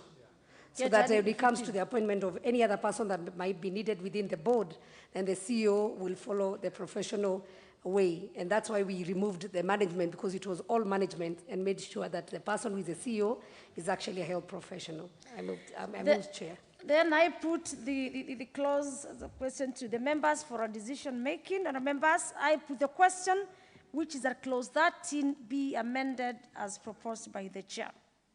As many as of this opinion say aye, and as many as the contrary opinion say nay, there is have it. I put the question, which is that clause 13, as amended, be part of the bill. Remember, as many as of this opinion say aye, and as many as the contrary opinion say nay, there is have it. Next clause. Clause 14. I propose the question, which is that clause 14 be part of the bill. Chairperson, move the amendment. Thank you, Chair. I move that the clause 14 of the bill be deleted. And Chair, this is a follow-up of clause 13, because clause 14 was giving the functions of medical director. And so the justification is as per clause 13. I move, Chair. I propose a question, which is that clause 14 be amended as proposed by the chair. I put the question, which is clause 14 be amended as proposed by the chair. As many as of this opinion say aye, and as many as of contrary opinion say nay, the ayes have it. I put the question, which is a clause 14, as amended, be part of the bill. As many as of this opinion say aye, and as many as of contrary opinion say nay, members, the ayes have it.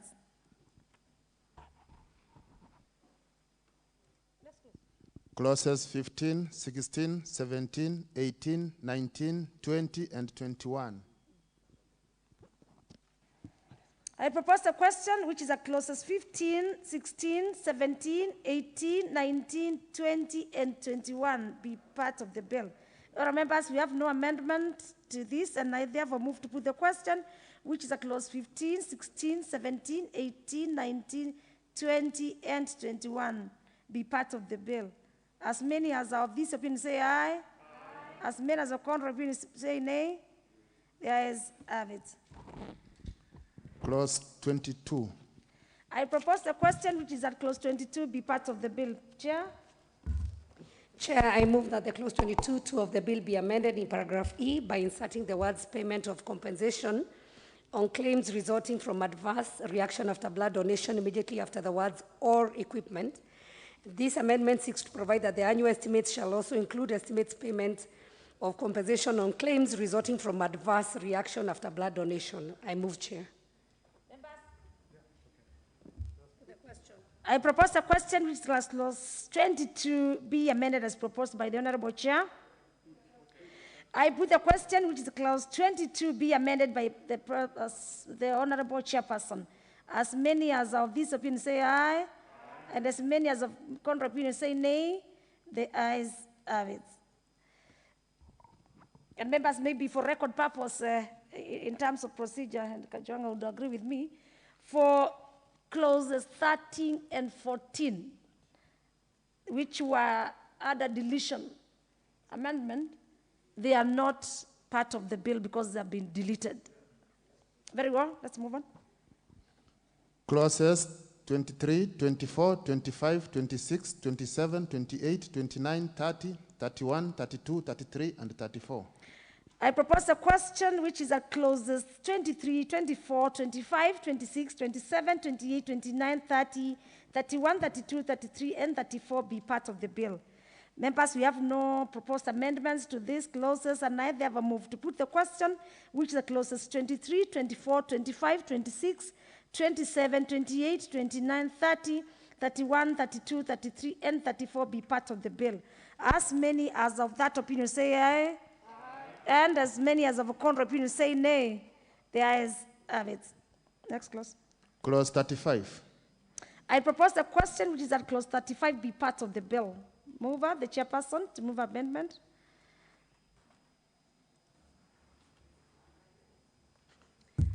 Chair, I propose that clause 35 of the bill be amended by inserting the following new subsection immediately after subsection 3. A person who donates blood under this section shall be provided with a blood donor certificate as proof of having donated blood. This amendment seeks to ensure that any person who participates in donating blood shall be issued with a certificate which shall be used to serve as evidence that the person donated blood. Thank you, Chair. I move. I propose the question which is at clause 35 be amended as proposed by the chair. Just one member, Member Kiaru. Honorable Member for Kiaru. Thank you, Chair. And I think there is a problem, and especially reading with clause 43, because this certificate will be used to gauge the priority, of course, of the people who have donated before. But, Madam Speaker, as you know, the people who actually donate are the people who actually do not need. But the people who are not capable of donating are the people who actually need to be donated to, Madam Speaker. And therefore, I think it is discriminatory because, and especially the people who are recipients of these products, Madam Speaker, are the same people who may actually not have a chance or the ability to actually give.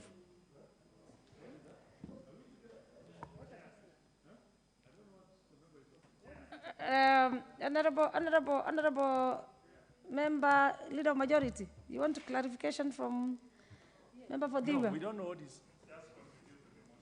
I think, Honorable Chair, this is a very straightforward thing that clause 35 that's being amended is basically talking of, you know, what will happen.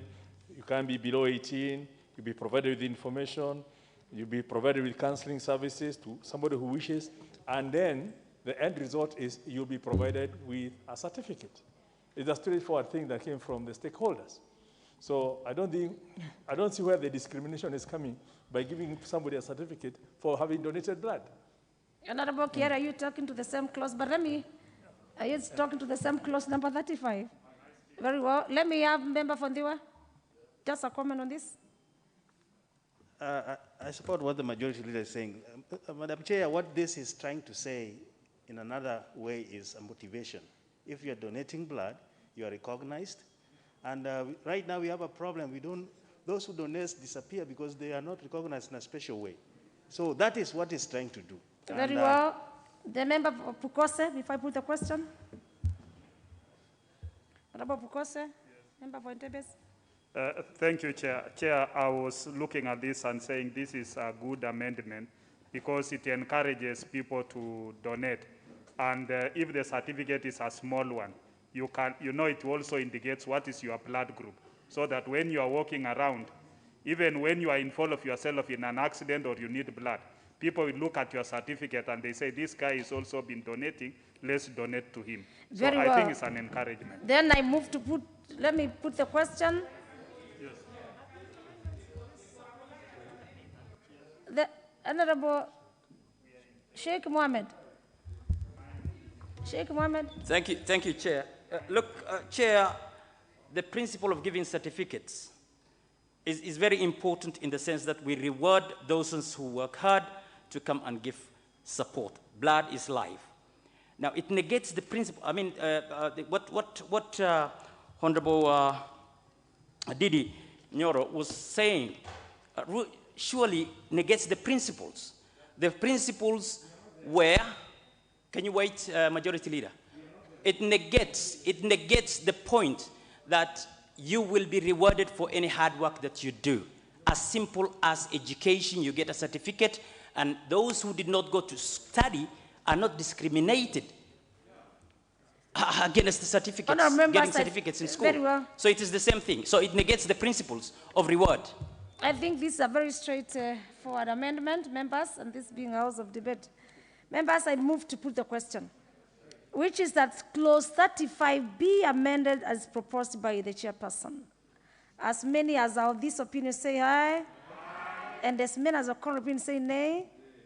There is it. I put the question, which is that clause 35 as amended be part of the bill. Will as many as of that opinion say aye, and will as many as of contrary opinion say nay. There is it. Next clause. Clauses 36 and 37. I propose a question, which is that clauses 36 and 37 be part of the bill. We have no proposed amendments to the clauses, and then I put the question, which the clauses 36 and 37 be part of the bill. As many as are of that opinion say aye, and as many as of contrary opinion say nay. There is it. Next. Clause 38. I propose a question, which is that clause 38 be part of the bill. Chair, move your proposed amendment. And other members, please let us listen to the import of the amendments so that we can debate from an informed point. Thank you, Chair. Move that clause 38 of the bill be amended in subclause 2 by deleting the word state and substituting therefore with the words Kenya National Blood Transfusion Service. The use of the word state is ambiguous as the relevant body with regard to blood transfusion in Kenya, National Blood Transfusion Service. There's a need for specificity as to the body that shall bear responsibility under clause 38. I move, Chair. I propose a question, which is that clause 38 be amended proposed by the chair. I put the question, which is that clause 38 be amended as proposed by the chair. As many as are of that opinion say aye, and as many as of contrary opinion say nay. The ayes have it. I put the question, which is that clause 38 as amended be part of the bill.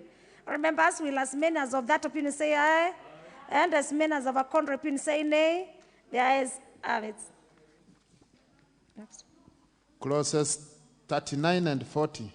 I propose a question, which is that clause 39 and 40 be part of the bill. No amendment, and I move to put the question, which is that clause 39 and 40 be part of the bill. As many as of that opinion say aye, and as many as of contrary opinion say nay. The ayes have it. Next. Clause 41.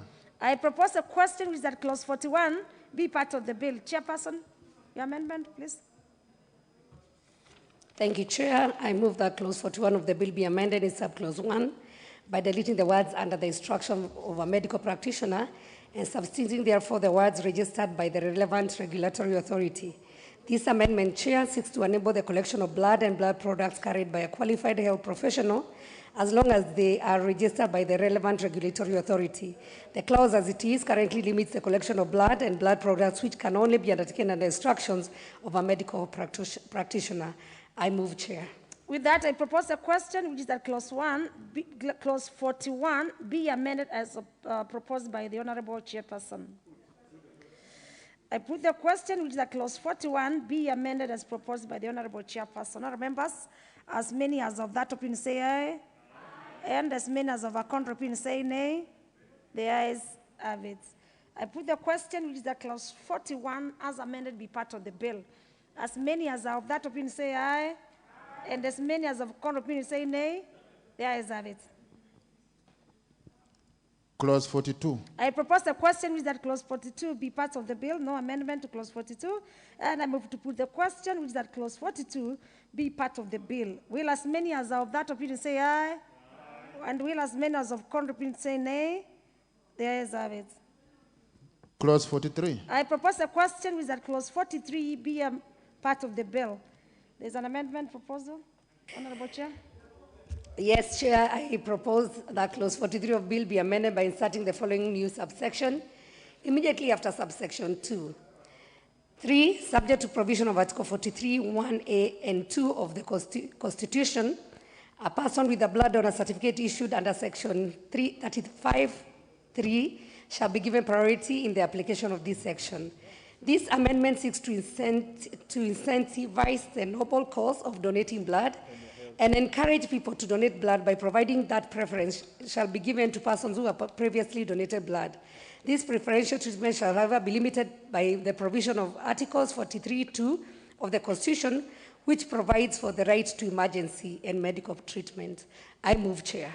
Very well. I propose the question, which is at clause 43, be amended as proposed by the chairperson. Let me hear from now, Leonard Emilio Diambo. Chair, Emilio Diambo, yes.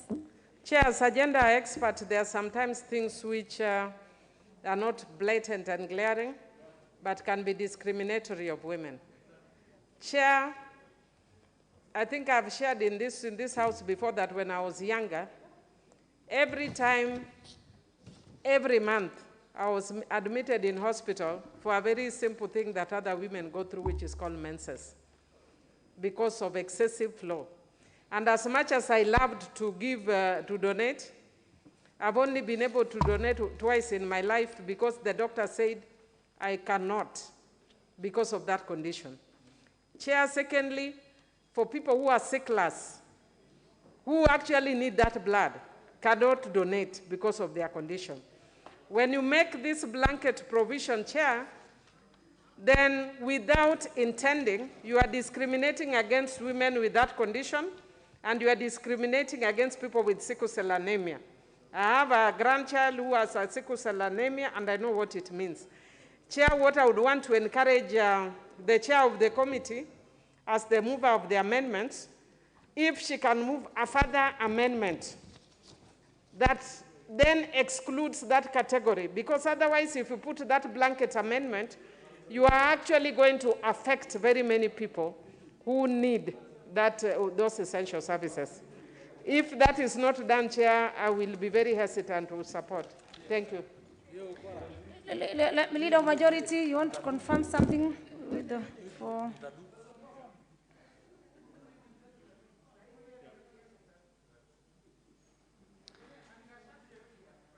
Yes, give the Leader of Majority. Leader of Majority. Yes. Thank you, Chair. I wish Honorable Midi is listening, because under 43(2), HLD provided the blood and blood products collected at this act shall be used for the treatment of patients in accordance with good clinical practice as provided in the regulations. So that already covers everyone who deserves blood will get it anyway. It's in the Constitution, nobody would be denied. But what this amendment is basically saying, it's recognizing that a contributor should have priority over non-contributors, right? Everything being equal. So that those, during your healthy days, you'll be encouraged and incentivized to donate blood.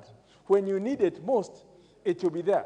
What you actually find right now is that you continue donating blood, but on the day you have an accident, you are told, we don't have blood. Yet it's available, and you have to go looking for relatives. And people then say, why should I donate blood when I will not get it? But by putting it this way, that people who have already donated blood and are registered and they are seen as regular donors will also have priority when they need it most. It will incentivize people to actually donate blood into the blood bank in expectation at one point in future they might need it.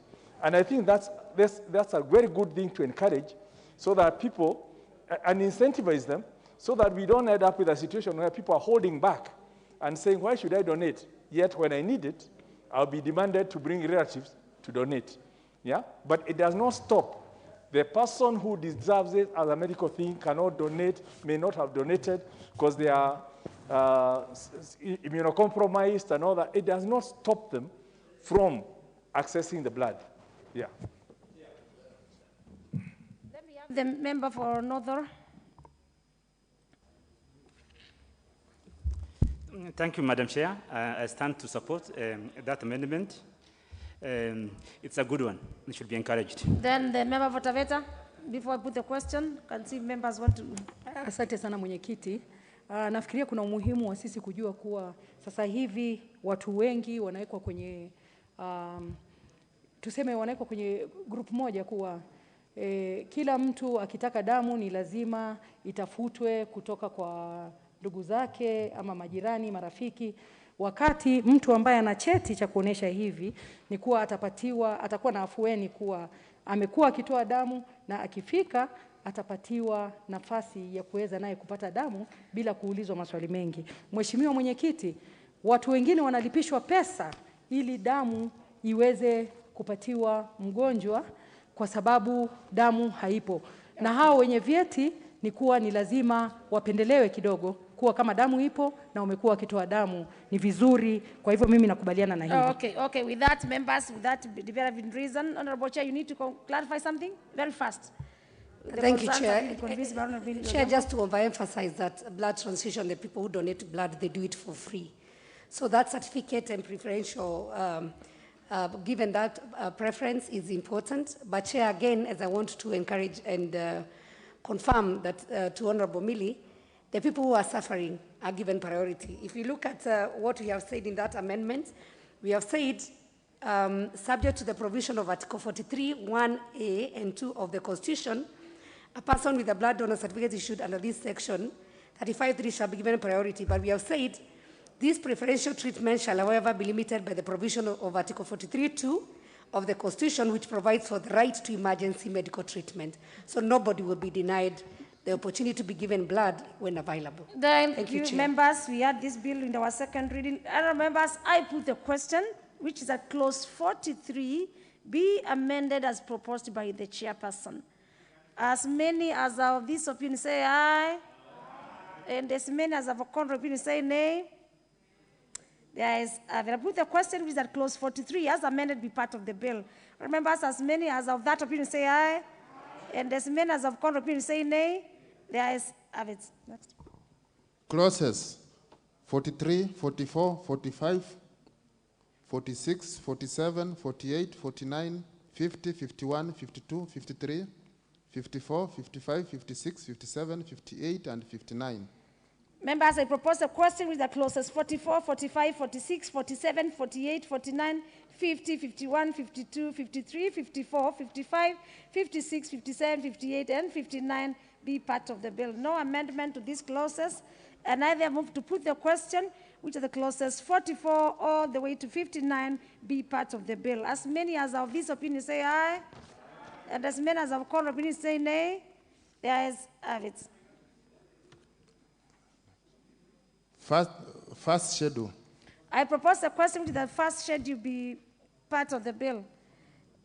We have no amendment to the first schedule, and I therefore move to put the question, which is that the first schedule be part of the bill. As many as of this opinion say aye, and as many as of contrary opinion say nay. There is, have it. We did not have an amendment. Second schedule. I propose a question, which is that the second schedule be part of the bill. We have an amendment to the second schedule. Please, Chair, move the second amendment.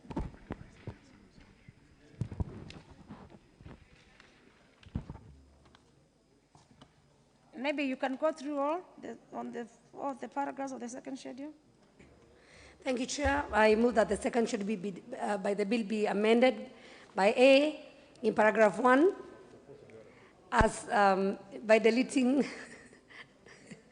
preemptory statement and substituting therefore the following new preemptory statement: a national blood center shall be located within level 5 and 6 hospitals as provided in the Health Act and shall conduct the following services. 2, deleting the words level 2 appearing sub paragraph 1, and B and C as per the order paper. Chair, the amendment seeks to provide for clarity in the administration and administrative structures of the levels of blood service in line with the provisions of the Health Act 2017 on the classifications of levels of hospital. I move, Madam Chair.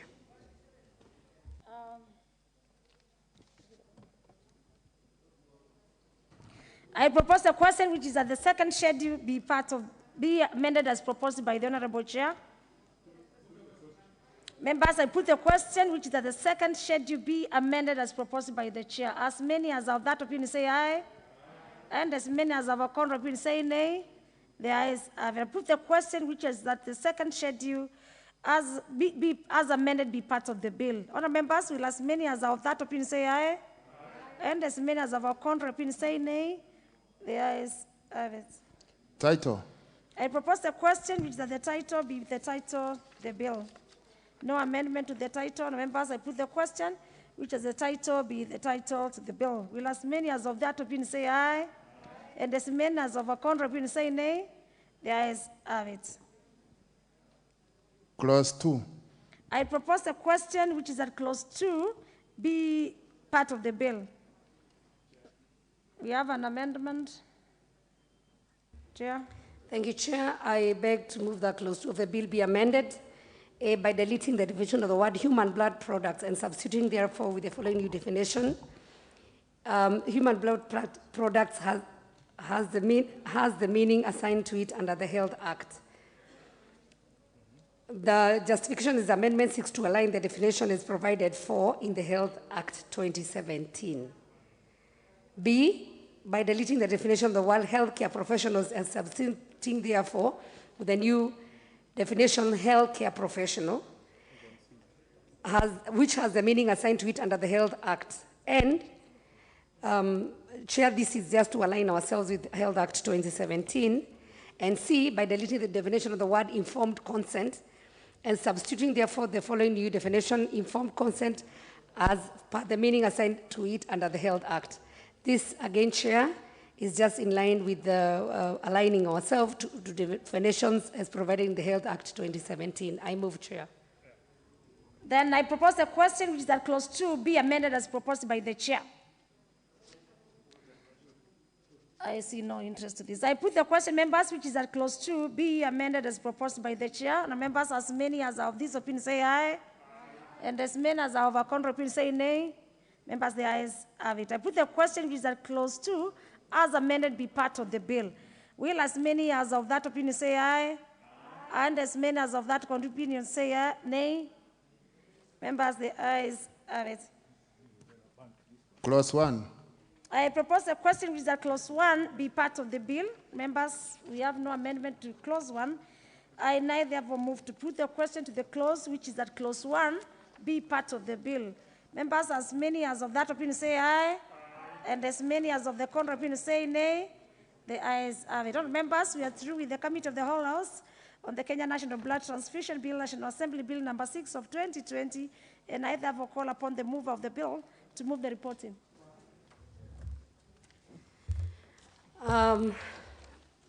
Honorable Chairperson, I beg to move that the committee do report to the House its consideration of Kenya National Blood Transfusion Bill, National Assembly Bill number 6 of 2020, and its approval thereof with amendments.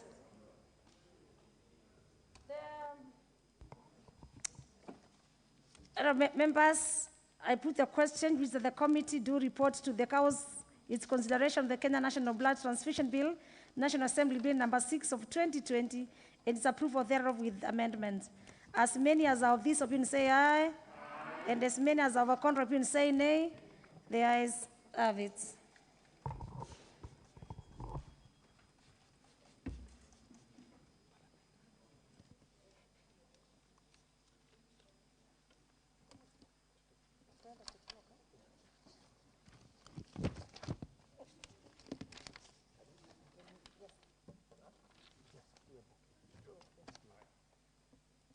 Members, we are still on the Committee of the Whole House, and now we are on the third bill, which is the Parliamentary Pensions Amendment number 3 Bill of National Assembly, Bill number 57 of 2019. Members, and we'll be moving first. It's a very straightforward bill. Clause 2. I propose a question which that clause 2 be part of the bill. An amendment by the chairperson? Honorable Madime is in the House. The person who is moving is Honorable Madime for record. Honorable Madime. The chairperson is already in. Because that was very well before. Now it is Honorable the Finance. Honorable Madime, not you for this one because she had indicated she should not be in at that time. Member, the chair. Thank you, Honorable Chair. Honorable Chair, I beg to move that clause 2 be amended as per the order paper. Honorable Chair, this amendment intends to delete clause 2.2, which speaks to retroactive application of that particular clause. Honorable Chair, this was decided by the committee that we might run into problems trying to apply the law retroactively from 2013, but also in line with Article 116 of the Constitution, that if an act of Parliament that confers direct pecuniary interest shall not come into force until the next general election. I beg to move, Honorable Chair. Okay, Honourable members, I propose the question, which is at clause 2, be amended as proposed by the chair. I put the question, which is at clause 2, be amended as proposed by the chair. As many as of that opinion say aye, and as many as of a contrary opinion say nay. The ayes have it. I put the question, which is at clause 2, as amended, be part of the bill. As many as of that opinion say aye, and as many as of a contrary opinion say nay. The ayes have it. Clauses 4, 5, 6, and 7. I propose the question, which is that clauses 4, 5, 6, and 7 be parts of the bill. No amendments, and I therefore move to put the question, which the clauses 4, 5, 6, and 7 be part of the bill. As many as of that opinion say aye, and as many as of a contrary opinion say nay. The ayes have it. Clause 8. I propose the question, which the clause 8 be part of the bill. Please, Honorable Chair, first bring the amendment. Thank you, Honorable Chair. I beg to move that clause 8 be amended as per the order paper. And this speaks to a case where a member was already paid gratuity, but wants to come back into the pension scheme. So it just provides that if you are paid gratuity and you want to come back into the pension scheme, you repay all the gratuity that you are paid within 15 months, and then you pay contributions to the pension so that you're at par with the other members. I beg to move, Honorable Chair. I propose the question, which is that clause 8 be amended as proposed by the chair. I move to put the question, which is that clause 8 be amended as proposed by the chair. As many as of that opinion say aye, and as many as of a contrary opinion say nay. The ayes have it. I put the question, which is that clause 8 as amended be part of the bill. As many as of that opinion say aye, as many as of a contrary opinion say nay. The ayes have it. Clauses 9 and 10. I propose the question, which is that clauses 9 and 10 be part of the bill. No amendment, and I therefore move to put the question, which is that clauses 9 and 10 be part of the bill. As many as of that opinion say aye, and as many as of a contrary opinion say nay. The ayes have it. Clause 11. I propose the question, which is that clause 11 be part of the bill. Chair, please move the amendment. Thank you, Honorable Chair. I beg to move that clause 11 be amended. As per the order paper, it's essentially a typographical error. It said that instead of done. I beg to move. Very well, members. I propose the question, which is that clause 11 be amended as proposed by the chair. I put the question, which is the clause 11 be amended as proposed by the chair. As many as of that opinion say aye, and as many as of a contrary opinion say nay. The ayes have it. I put the question, which is that clause 11 as amended be part of the bill. Members, as many as of that opinion say aye, and as many as of a contrary opinion say nay. The ayes have it. Clauses 12 and 13. I propose the question, which is that clauses 12 and 13 be part of the bill. No amendment. And I therefore move to put the question, which is that clauses 12 and 13 be part of the bill. As many as of that opinion say aye, and as many as of a contrary opinion say nay. The ayes have it. Clause 14. I propose the question, which is that clause 14 be part of the bill. Chair, move the amendment. Thank you, Honorable Chair. I beg to move that clause 14 be amended as per the order paper. This is speaking to the Management Committee of Pensions, and the parts we are deleting, G and H, are the Principal Secretary for National Treasury and Head of Accounting Unit of National Treasury. So this is a parliamentary matter, so we are removing excessive involvement of National Treasury in matters of parliamentary pensions. I beg to move, Honorable Chair. I propose the question, which is that clause 14 be amended as proposed by the chair. I move to put the question, which is that clause 14 be amended as proposed by the chair. Members, as many as of that opinion say aye, and as many as of a contrary opinion say nay. The ayes have it. I put the question, which is that clause 14 as amended be part of the bill. As many as of that opinion say aye, and as many as of a contrary opinion say nay. The ayes have it. Clauses 15, 16, and 17. I propose the question, which is that clauses 15, 16, and 17 be part of the bill. No amendments to these clauses. And I therefore move to put the question, which is at clauses 15, 16, and 17, be part of the bill. Honourable members, as many as are of that opinion say aye, and as many as have a contrary opinion say nay. The ayes have it. New clauses, new clause 13A. I propose the question, the mover. Thank To you, move the second one. Honorable Chair. I beg to move that new clause 13A be read a second time. Honorable Chair, this clause domiciles the administration of pensions for members of parliament within the Parliamentary Service Commission. It also states that payment of pension and so on will be provided for in the estimates of the commission, and so that the commission is in control of payment of pensions. The other important introduction of this clause, just like we had done with in the Finance Act, is the creation of a voluntary post-retirement medical scheme for members of parliament, so that if a member wants, they can contribute to a post-retirement medical fund, and that money that you contribute can be used for that purpose. I beg to move, Honorable Chair. Very well. I propose the question which that new clause 13A be now read a second time. The question. What is the mood of the House? Time. I put the question. Honourable members, I put the question, which is that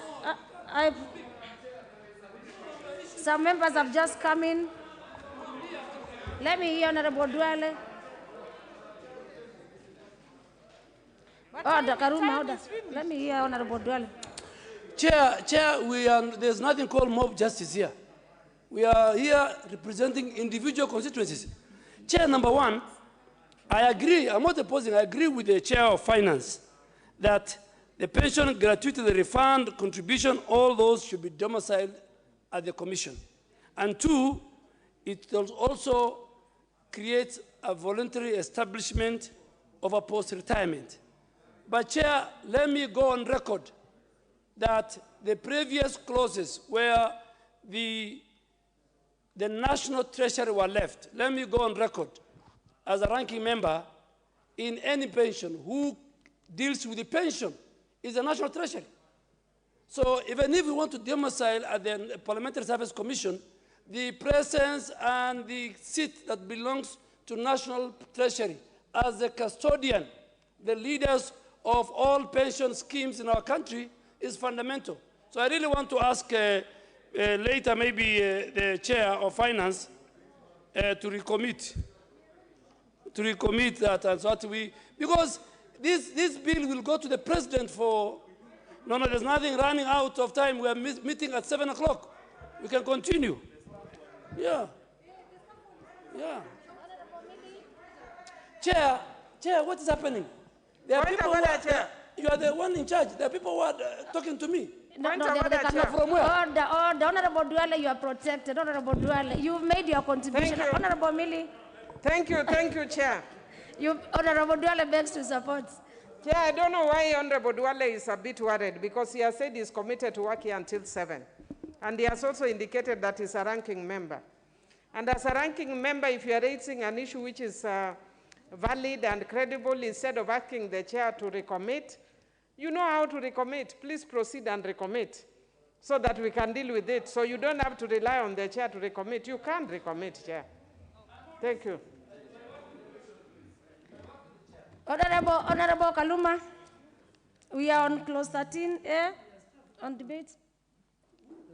Yes, I thank you, Chair. Chair, I have a problem with the second part of clause 13A. This is the proposed new clause 18B. Chair, this one is not helping the situation we want helped. We are on a 13A. Don't go to 18, please. I'm on 13A. 13A Yes. has 18A Yes, and yes. 18B. Correct, yes. So I have no problem with 18A. Yes. In fact, I support it. But Chair, just in the morning in the Committee on Implementation of the Constitution, we were dealing with pension arrangements for other state officers. And for instance, members, the Retirement Benefits Deputy President and Designated State Officers Act has clear provision for medical cover for persons who have served. Now, we are pretending to members by this provision that they'll be given medical cover, yet we are saying they will be contributing. Chair, I'm thinking that this is a provision I would request the chair to amend so that we just make it exact that there will be medical cover for state officers who qualify for pension under this act. Full stop. Full stop. If you see the medical cover for those officers I'm talking about, it is locally and abroad. Now you are pretending to MPs you are giving them medical cover when you are not. Let me hear the leader of majority from 1 more minute before we report progress. There's nothing. You're contributing. Thank you. Thank you. Unfortunately, Honorable Karuma has not brought that amendment. The chair has brought an amendment that will, first of all, facilitate members to participate, either through a voluntary contribution or which can be varied later. But let's first of all bank what we have and then move to the amendments later. Very well. You members, you know the procedures of the House, and therefore I move to put the question. You know at what point to do it. If you want to recommit, you can do it. Because of interest of time, this House we run it through. I put the question, honourable members, I put the question which is that clause 13A be now read a second time. Will as many as of this opinion say aye? And as many as of who have a contrary opinion say nay? The ayes have it. Honourable members, I propose a question which is that new clause 13A be part of the bill. I now put the question which is that new clause 13A be part of the bill. Will as many as of that opinion say aye? And as many as of a contrary opinion say nay? The ayes have it. Honourable members, because of the interest of time, we are going to report progress on the bill. The mover of the bill, please do the reporting.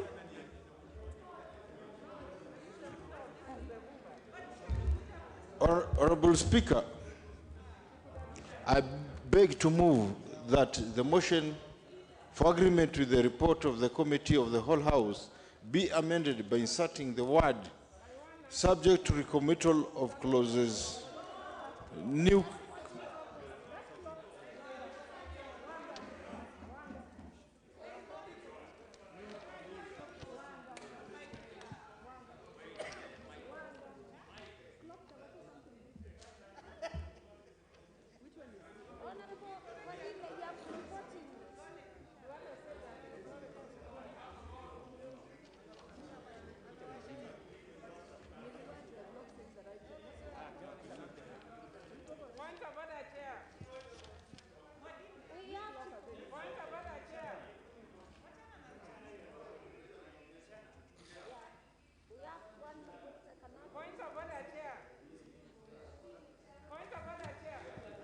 Honourable Chairperson, I beg to move that the committee do report to the House its consideration of the Parliamentary Pensions Amendment Bill, number 3 Bill, National Assembly Bill number 57 of 2019,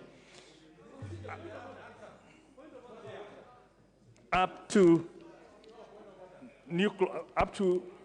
the new clause 17, and seek leave to sit again. Honourable Leader, we are on 13A. We must close the House because of interest of time. You can move your recommittal. Leader of majority, we are reporting on 13A. Honourable members. What's the wrong? Any member can raise. Any member can raise. I put the question because we cannot move this House beyond this time. All members, I put the question which is that the committee do report to the House its consideration of the Parliamentary Pensions Amendment Bill, number 3, National.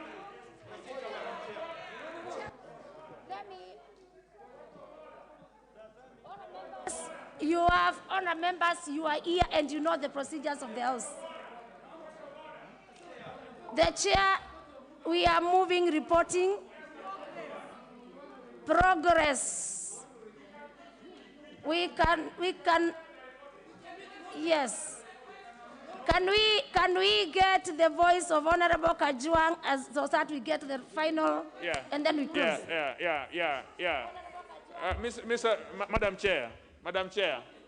Madam Chair, this is something. Honorable Kajwang, the other members, Honorable Kaluma, please resume your seat. Honorable Kajwang is absent. Madam Chair, I appreciate that I am looking at the clock. Yes. I am looking at the clock and I'm aware. But this is something which affects us directly. If there is anything that we must be sober and look at, is something which affects us directly. We would be wasting time here as legislators if we cannot prescribe things that help this assembly and the assembly to come. I know that an issue has passed, but members have the right to amend the reporting clause. And so we are waiting for the person to move the reporting, and then we amend it, subject to recommittal, because we want to discuss this thing soberly. We don't want to be pushed over this issue. The leader of majority, please, because of interest of time, yes. Actually, just for the comfort of the House, we have come to almost the end of, yet we have not completed consideration of all the matters. We still have one more clause. So all we are doing is we are adjourning the sitting. That's what you call reporting progress, and we seek leave to sit another time. The leader of majority, carry on. That's what we are basically saying. Leader of majority. Carry on, leader of majority. Yes, let's close, adjourn the House. So let me move it again, and I hope members are listening. Please carry on because of the interest of time. So, Honorable Chairperson, I beg to move the committee do report to the House its consideration of the Parliamentary Pension Amendment number 3 Bill, National Assembly Bill number 57 of 2019, up to clause new 13A, and its approval thereof with amendments, and seek leave to sit again. Very well, members, I put the question. Yes, members, you must be advised. I put the question which that the committee do report to the House its consideration of the Parliamentary Pensions Amendment number 3 Bill, National Assembly Bill number 57 of 2019, up to new clause 13A, and its approval thereof with amendments, and seek leave to sit again. As many as are that have been say aye, and as many as have called been say nay, the ayes have it. Honorable members, Mr. Speaker.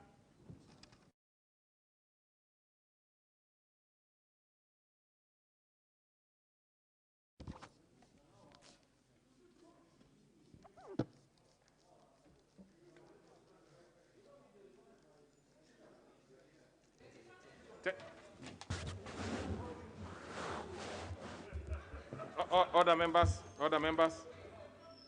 let's have the chairperson to move report to the House on the Kenya National Library Bill. I understand that we are completely short of time, so once that has been done, we probably will be adjourning. Give the chair the mic. Honorable Speaker, I beg to report that the Committee of the Whole House has considered the Parliamentary Pensions Amendment number 3 Bill, National Assembly Bill number 57 of 2019, up to new clause 13A, and approved the same with amendments, and sought leave to sit again. Very well. Let's have the mover of the bill reporting to move reporting with agreement with report. Honorable Speaker, I beg to move that this House do agree with the report of the committee of the whole House on the consideration of the Kenyan National Library Bill, National Assembly Bill number 5 of 2020. I also request the Honorable Duale to second the motion. I second. Very well. Then I propose a question, which is that the House do agree with the report of the Committee of the Whole House in its consideration of the Kenya National Library Bill, National Assembly Bill number 5 of 2020. I put the question, which is that this House do agree with the report of the Committee of the Whole House in its consideration of the Kenya National Library Bill, National Assembly Bill number 5 of 2020, Will as many as of that opinion say aye? Many as of a contrary opinion say nay? The ayes have it. So let's have the mover to move the third reading, please, quickly, so that Honorable we can... Speaker, I beg to move that the Kenya National Library Bill, National Assembly Bill number 5 of 2020, be now read a third time. I also request the Honorable Bukose to second. Yes, Honorable Bukose. I second, Honorable Speaker, the third reading. So then, therefore, I propose the question which is that the Kenya National Library Bill, National Assembly Bill, number 5 of 2020 be now read a third time. I put the question having confirmed that we have the requisite quorum, that the Kenya National Library Bill, National Assembly Bill, number 5 of 2020 be now read a third time. Will as many as of that opinion say aye? Many as of a contrary opinion say nay? The ayes have it. A bill for an act of parliament to establish the Kenya National Library Service to provide for the management of the Kenya National Library Service and for connected purposes. Very well.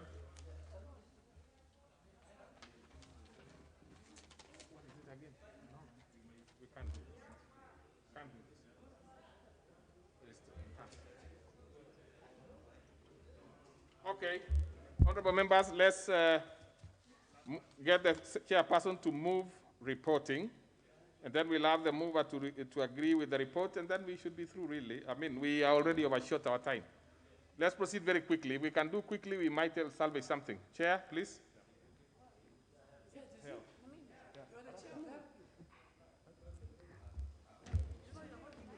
I'm the one who's... Honorable Duale today... No, the chair is the Honorable Mbalu. It's the chair of the committee of the whole, not the chair of the committee. Yes, on the National Library. Okay, the chairperson. Yeah. Honorable Speaker. Okay.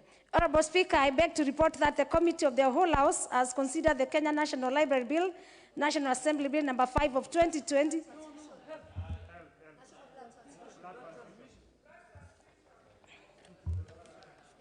Yes.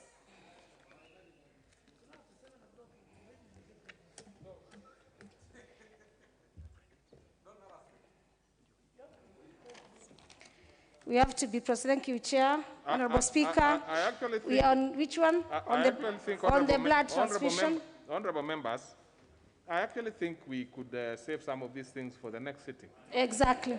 Because even if we are to do very quickly, no, but you can just move that bit, because we are not going to be able to finish all anyway. I mean, so let's have that one, please. Proceed, move reporting. Report to the House, Honorable Chair. Honorable Speaker, I beg to report that the Committee of the whole House has considered the Kenya National Blood Transfusion Bill, National Assembly Bill number 6 of 2020, and its approval with amendments. Okay, mover.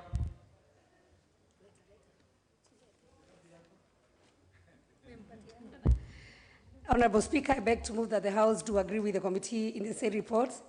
I also request Honorable Nyikal to second the motion for agreement with the report of the Committee of the Whole House. Okay. Honorable Speaker, I second. Very well. So then I will want to leave it at that. I mean, we cannot continue. We cannot, it's not as elastic as a chewing gum. It's the National Assembly, and we have to come back.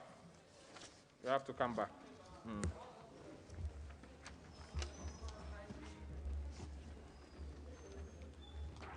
Honorable members, time being 6:44, this House remains adjourned until 7 o'clock today, 6th July 2021.